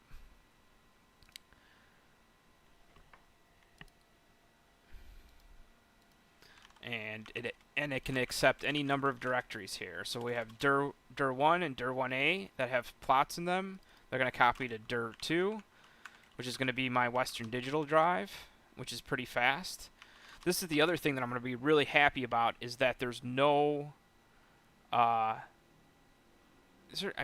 Google, can you just file IO contention?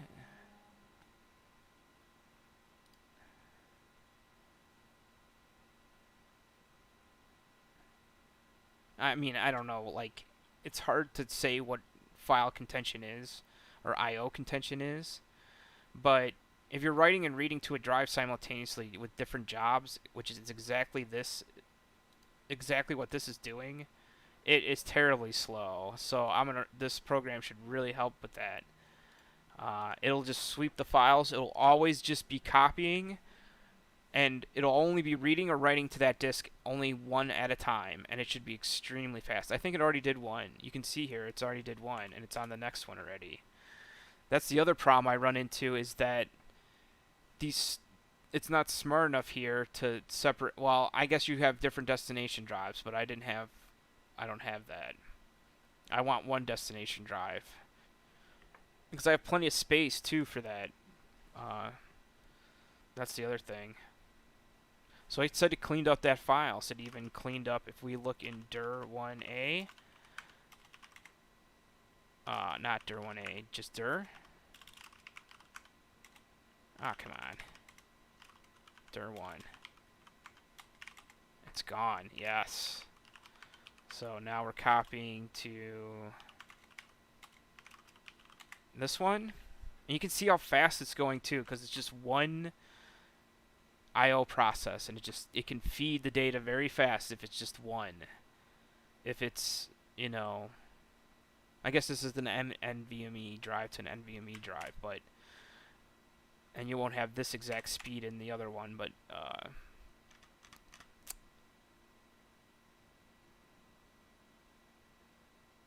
and you never want to do usually a move. So a copy and then a remove is usually better than just a move. You only want to do an MV command when the command is basically moving the file pointer on the hard drive, and that's a little hard to explain.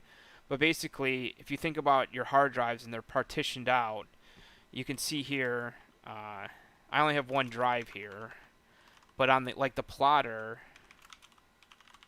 Here, I'll log into this box again.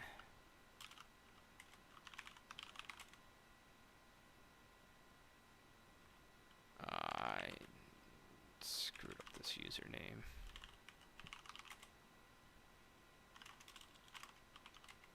So I have all these drives here. You only want to use the move command when you're inside the same drive, because if you're not, you're actually running the copy command, I believe, in Linux. If it crosses drives, I think it's smart enough to do that. Don't quote me on that, but yeah, that's. See, this is already done.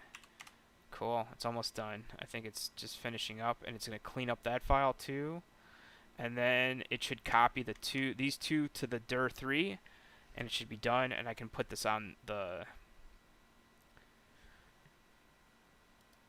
And that's why the commands move and move will be only instant when it's on the same drive. I wonder if they say that in MV.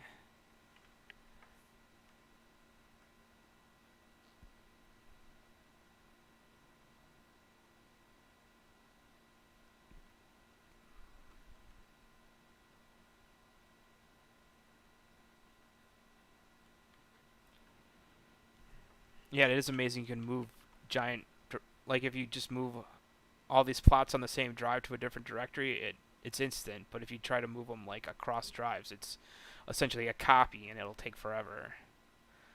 So because I can just change the pointer basically to this file. Okay, is this still running? Is it almost done?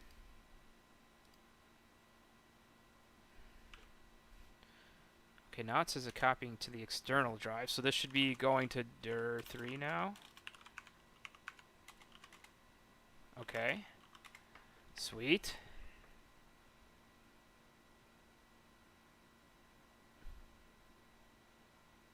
And this way I'll be able to fill up these drives pretty fast.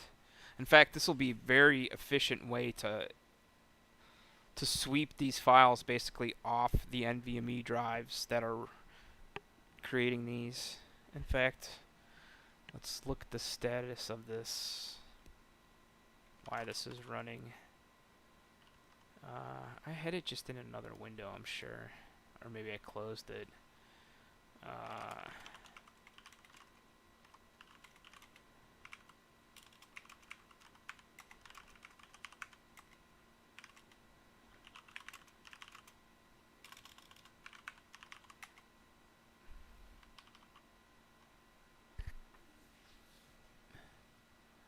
Yeah, there's going to be some finishing today in a little bit.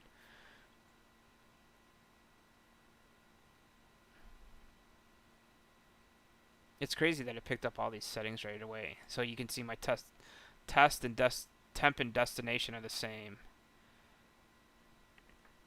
And then this script will here will pick it all up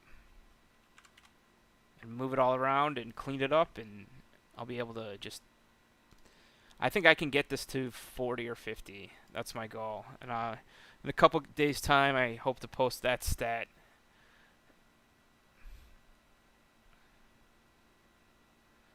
I wonder what other people are running. Here you can see that it maxed out at like 6. Oh, this one has 5. I think I can get this to maybe 7, or 6 to 7 seem ideal if you have the horsepower. And I know people like say that there's a lot of recommendations for the 5900X, which is 24 threads, 12 cores.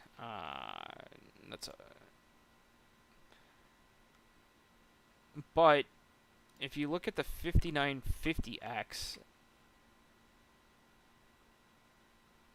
this is a really expensive CPU. First of all, forewarning, but it is 16 cores and 32 threads, and then you have 4 NVMe drives, and you can do 32 divided by 8, or sorry, 32 divided by 4, and you get 8. So you can essentially apply 8 cores to each, or 8 threads to each plotter, and that's what I do here. So as many people that say like the 5900X is the best plotter, and the clock speed to me is fine too. Some people were talking about clock speed, but look, this is 4.9, right? And usually this is only one core that boosts to 4.9. Forewarning, if you think it, usually this only boosts to like on one core. And I could be wrong now, maybe they fixed that, but usually that was always just like limited to one core can boost to that. And that's why they call it CPU boost. But maybe they finally fixed that. So let's look at the 59.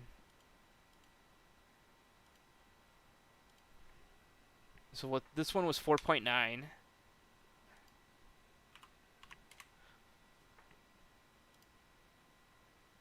This one's 4.8. And I think it's only one core that actually goes to that speed at one given time. If you boost all cores, I think it doesn't hit that. And I wonder if I could prove that somehow.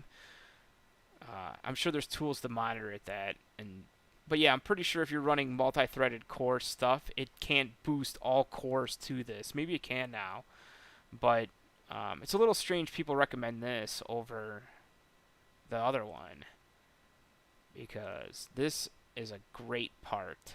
I am very, very impressed with it. The IPC, what they call is like the improvement like over time, as well as the single thread count speed, I think has really, really improved on AMD over the last couple generations. This 5X generation is unbelievable. I have an AMD 2700X, I think. Is that a model? I forget. Yeah.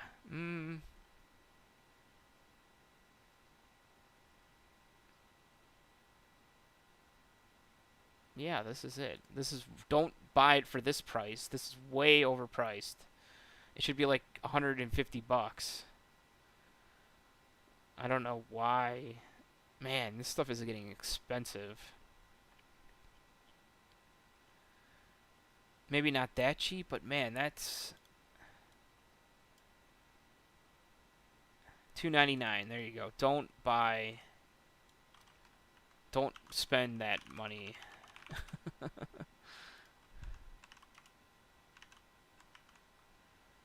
Here's 309. That's pretty good.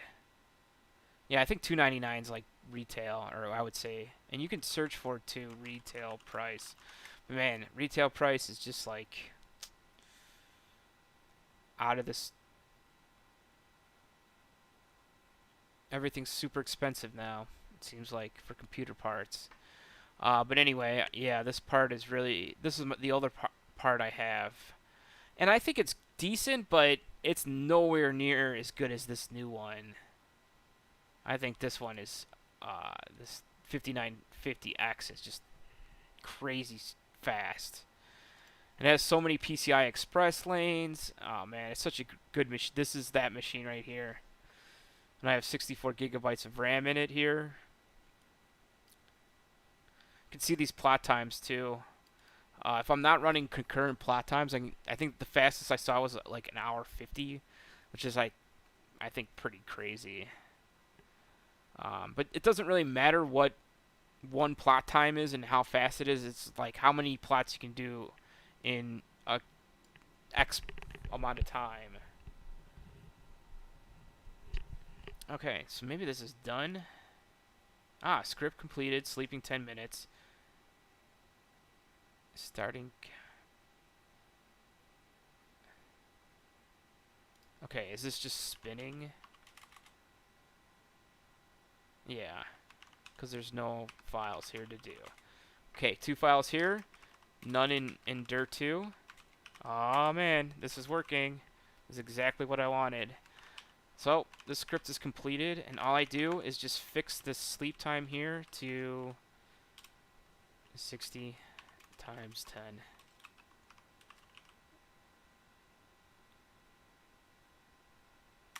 And I can SCP this to my plotter now. I'm going to start running this. I can actually start this in Git. I'll just put it there and move it. How about that? Because the next directory down is a pain. Okay. Here we go. So yeah, see, I have it stopped right now even. Okay, I don't want to run this here, unfortunately. Actually, I should just run it in tmux, so I can really just attach back to this from any machine.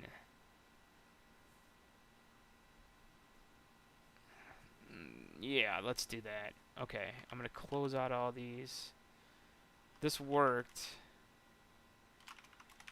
I can remove this plot or just leave it here.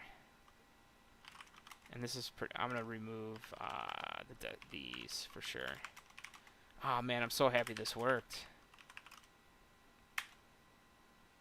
Bloop. Gone. Okay. Move plot. I'll just do a dot plot. Shorten that up. Move quit.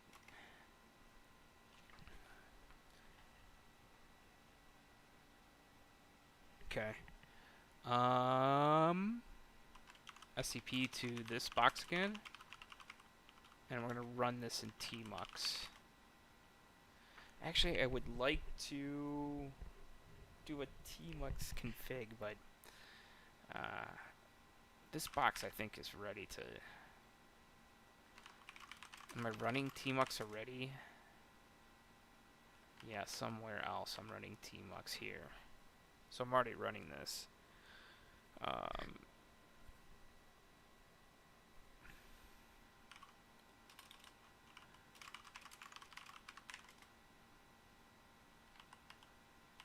Let's get out of this. Let's see if I'm still running it. Yeah, see, I'm running it in...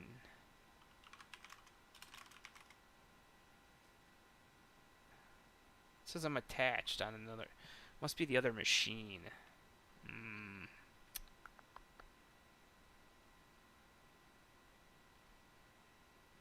Saturday, June 5th. Oh, that was this morning. At 11:54. That's just like a little bit ago.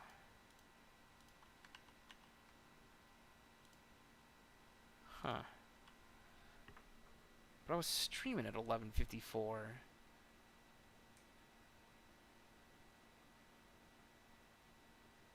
Give me a second. I'm going to switch machines.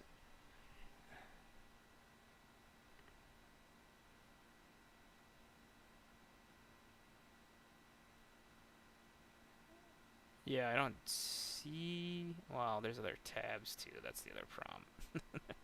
There's always other tabs. Give me a second. I'm going to... Actually, just use this machine real quick. Is it this?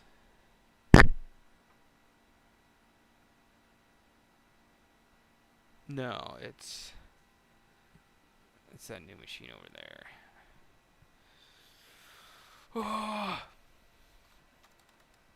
Not enough keyboard and mice to go around.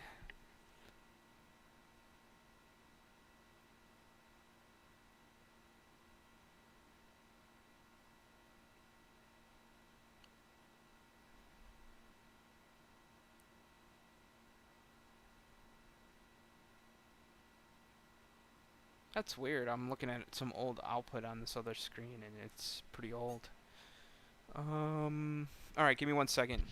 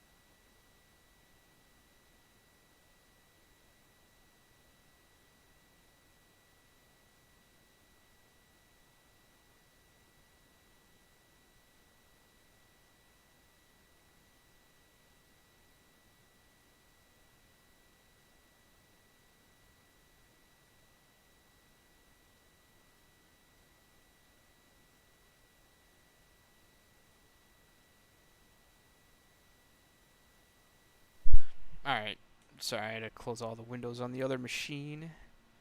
And I don't have a keyboard and mouse hooked up to that machine, so I had to switch it manually, which is kind of annoying, but... Oh yeah, and I killed my tmux session. Okay, so we're going to do... Okay, there's no...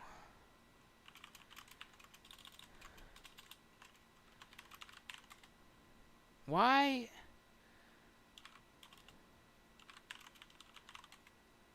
Interesting. There we go. There was an extra tmux running somewhere there.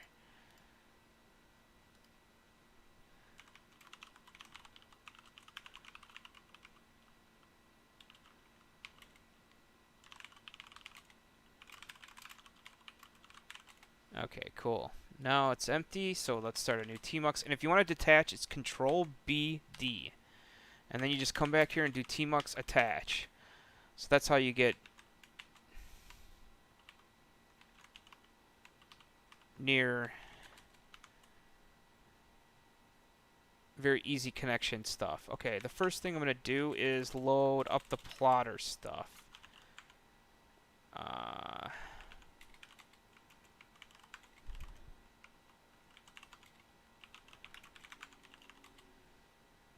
So this is, I'm going to shrink this a little bit. Whoops.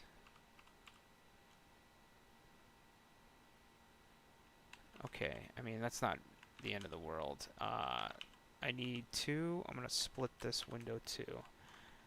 And down here, I want to do px watch 15 df minus h grep mount. So basically, I'm watching the space on all the drives as stuff happens. And this will just refresh every 15 seconds. And I want to just actually move this over, so you just do Control B colon resize pane. I want to do right. I'm going to do 20. And then you can hit Control B and then up, and it'll do it again. Control B up.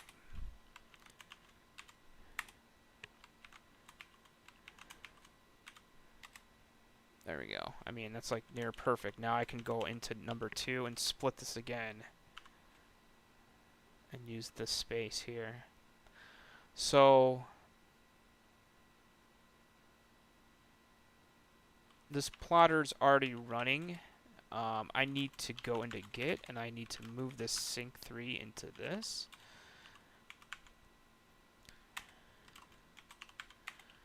And I'm actually going to do...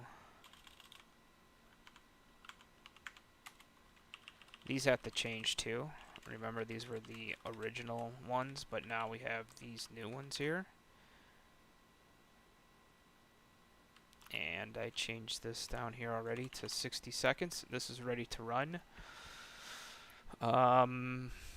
Do we dare run it? I tested it. It ran fine. 'Cause like, yeah, this one is gonna finish soon too. So that's the other thing I wanted to check. These should be faster. Let's look at some logs real quick. How about that? We have some space to go. We're, you know... And this one's the one you want to get to 100%, so don't worry about this one as it gets... The externals you want it 100%, so... You know... Watch your... Maybe I should put a check even in that script sync3 that it's like... starts emailing you when you start reaching 100% on your drives, but yeah. They're going to fill up fast. Okay, I want to look at some logs. Let's see. Geologs. So this last one...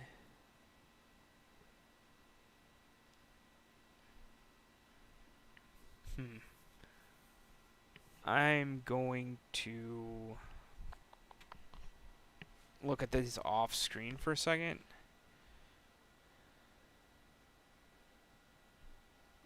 Because I'm not sure if they're going to reveal anything.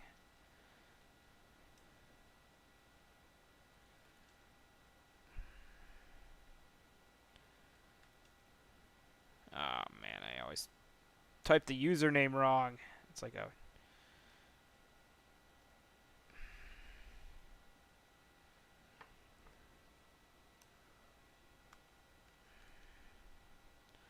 Alright, documents, geologs.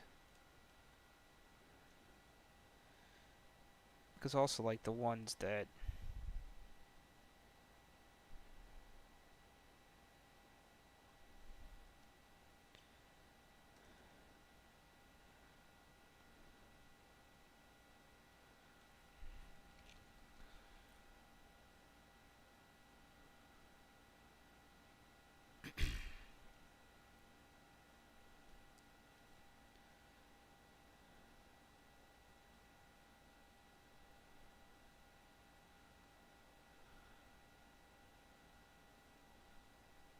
this one's not done.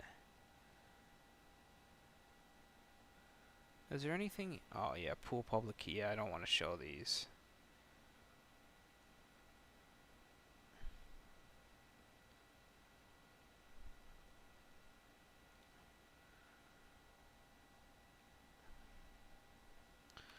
But I can grep for stuff. I want to look at... There was like a copy time. I gotta find one with that in it.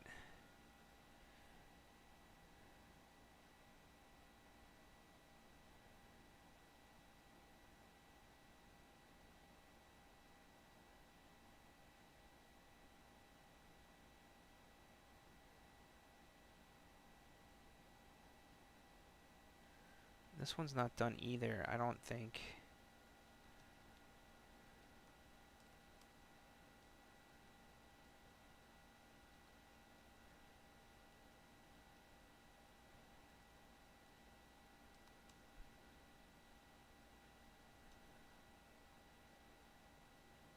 I think it's gotta be this 203 log. Is the size, yeah. Copy time. Grep.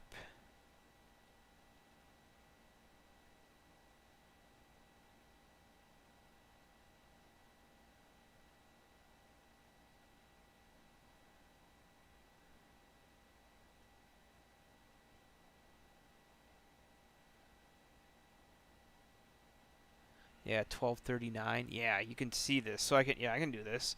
Okay, sorry it took me so long to get back here, but you can do grep copy time, and I won't reveal any. There's keys and stuff in here, so I got to be careful on what I do here.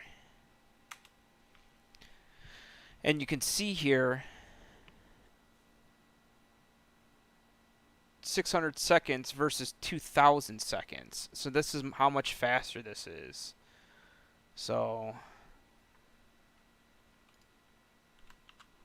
600 seconds to minute. So that's still 10 minutes though. Huh. I wonder...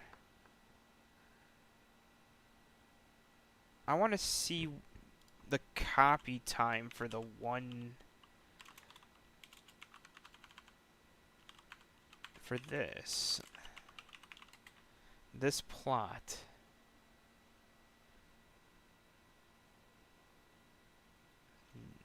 Where does this...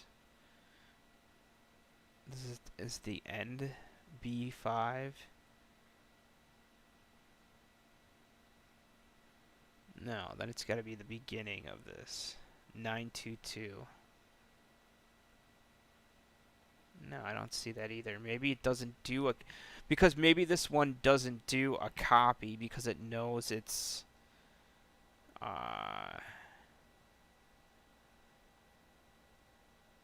star 922 star. Okay, it doesn't have that. How about B5 star? No, it doesn't have that either. How does it how does it name these files? That's kind of annoying. Cuz like this little here, this string should match something on here. 7821, maybe this.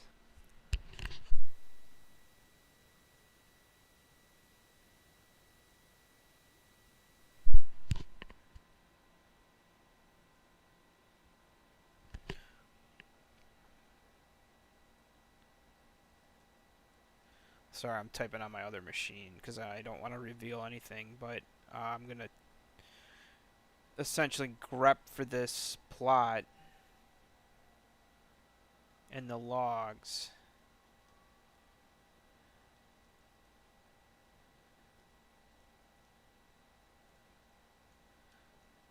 I'm sure I should find something.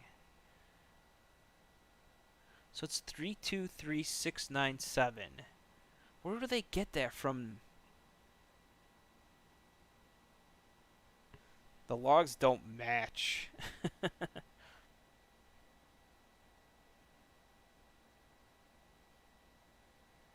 The logs don't match. Maybe that's an epoch time or something. I didn't.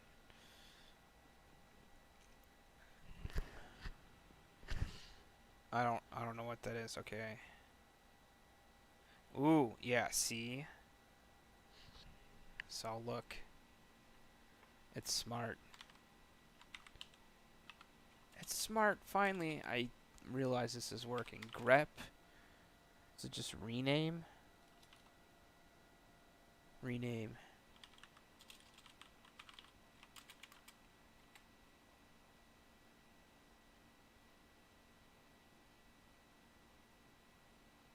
Well, that's logs.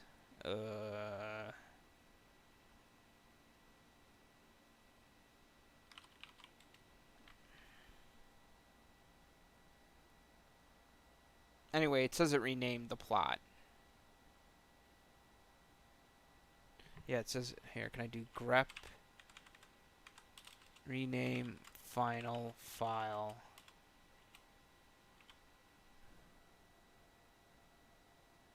Renamed. Oh, interesting that these are all there. But it doesn't have the copy time. So yeah, it just does the renamed and it has no copy. I can't find copy in this. Yeah. So that's what's good with this. It just moves it. Okay, so I'm going to start my script up here. And in fact, I might start the plotter back up. Because yeah, I have basically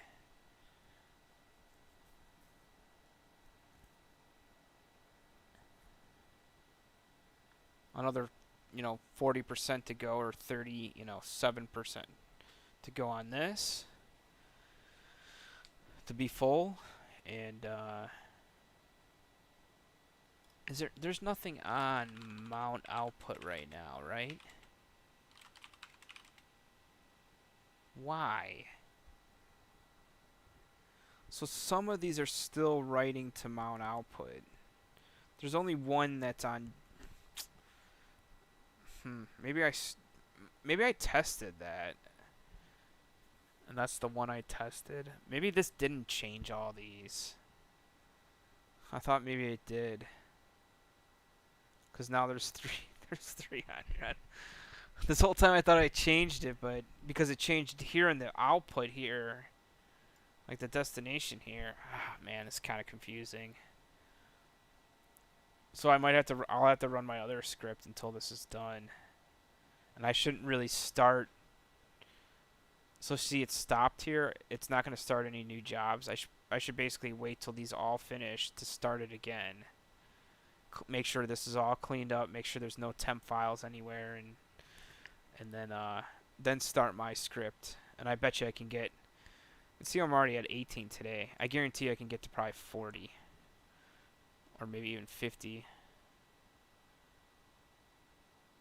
Be really interesting to see how much I can push this machine. Ugh, I gotta run my old script too to sweep this up too, which is fine. This whole time I thought those settings changed. They didn't change. I was thrown off by that single plot in this temp 2. I did a test here, and I never cleaned it up. That really threw me off. Oh, and the output here too. You assume you don't see the destination is the same location here. This is what also threw me off. Usually, if you look here,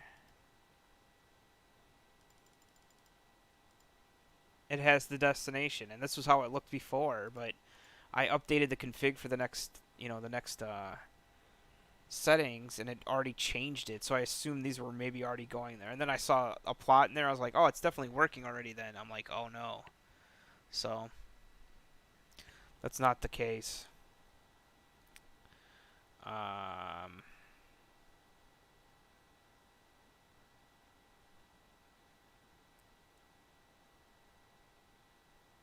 So in fact, I'm going to run my other script.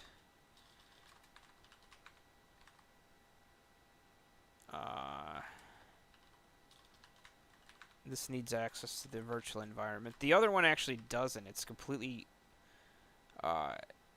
doesn't need anything because it doesn't actually monitor the plot anymore either. It just copies it, which is going to be nice. It's just going to clean it up right away, get that file off that drive, and get the plotter ready for the next entry here. Basically, you want this as fast as possible.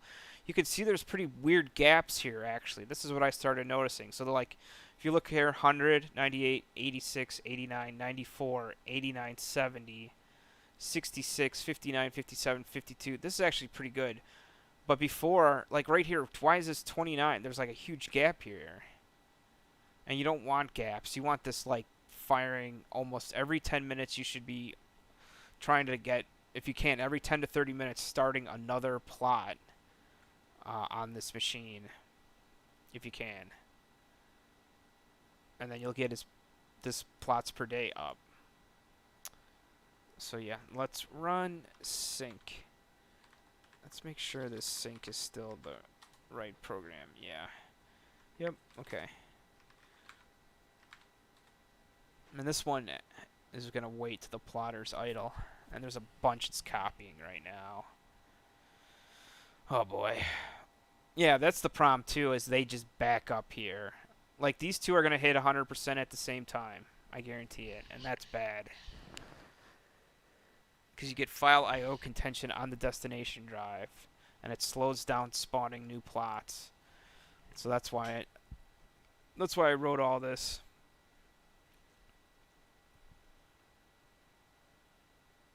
But it's good to have iterations of scripts that you work on. Like, you can see here I've had a couple versions of this script. And even here I'm reusing the old one I was just using because it's still using these settings.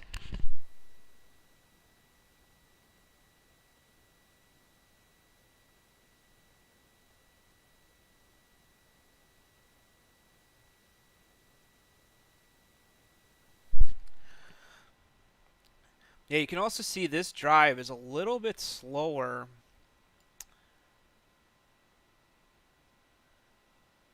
Well, this drive right here too.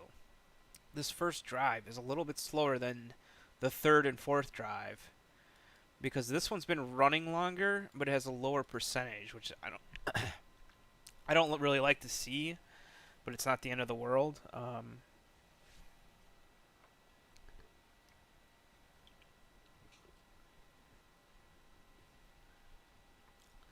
The other thing I want to do is move that plot that I made.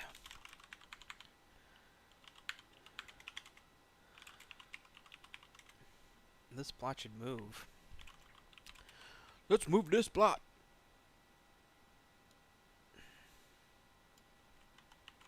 Let's make sure it's the right size. Yeah. We're going to move this to mount external 1. Yep. Right after I got done telling you don't use the move command, I use the move command across drives. If you know what you're doing, you can run it. And you're running this in Tmux, that's good. You don't want to... And you notice I'm also not writing to that drive right now. This is sleeping, so this is idle. Man, I can't wait to test the next setup of this. This is going to get to 40 or 50. Maybe I can get it to 60. That'd be amazing. That basically, like... Yeah, I mean... So in 24 hours, you do 60 plots. It's basically every, like, 40 minutes you can make a plot. That's pretty crazy. I don't know if I can get it that high, but I'm going to try. I'll post it in the comments in the section below in the next couple days. See how it goes.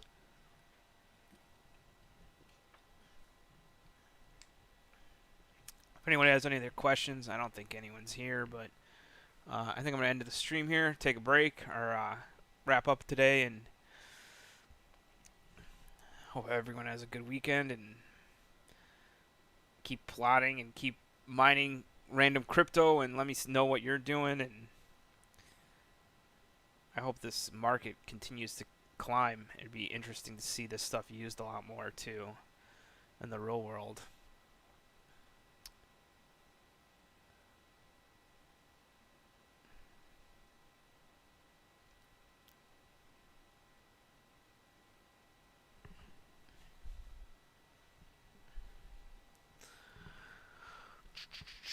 Alright, I think I'm going to sign off. Thanks for watching. Everyone stop by. Have a good weekend. Talk to everyone later. Bye.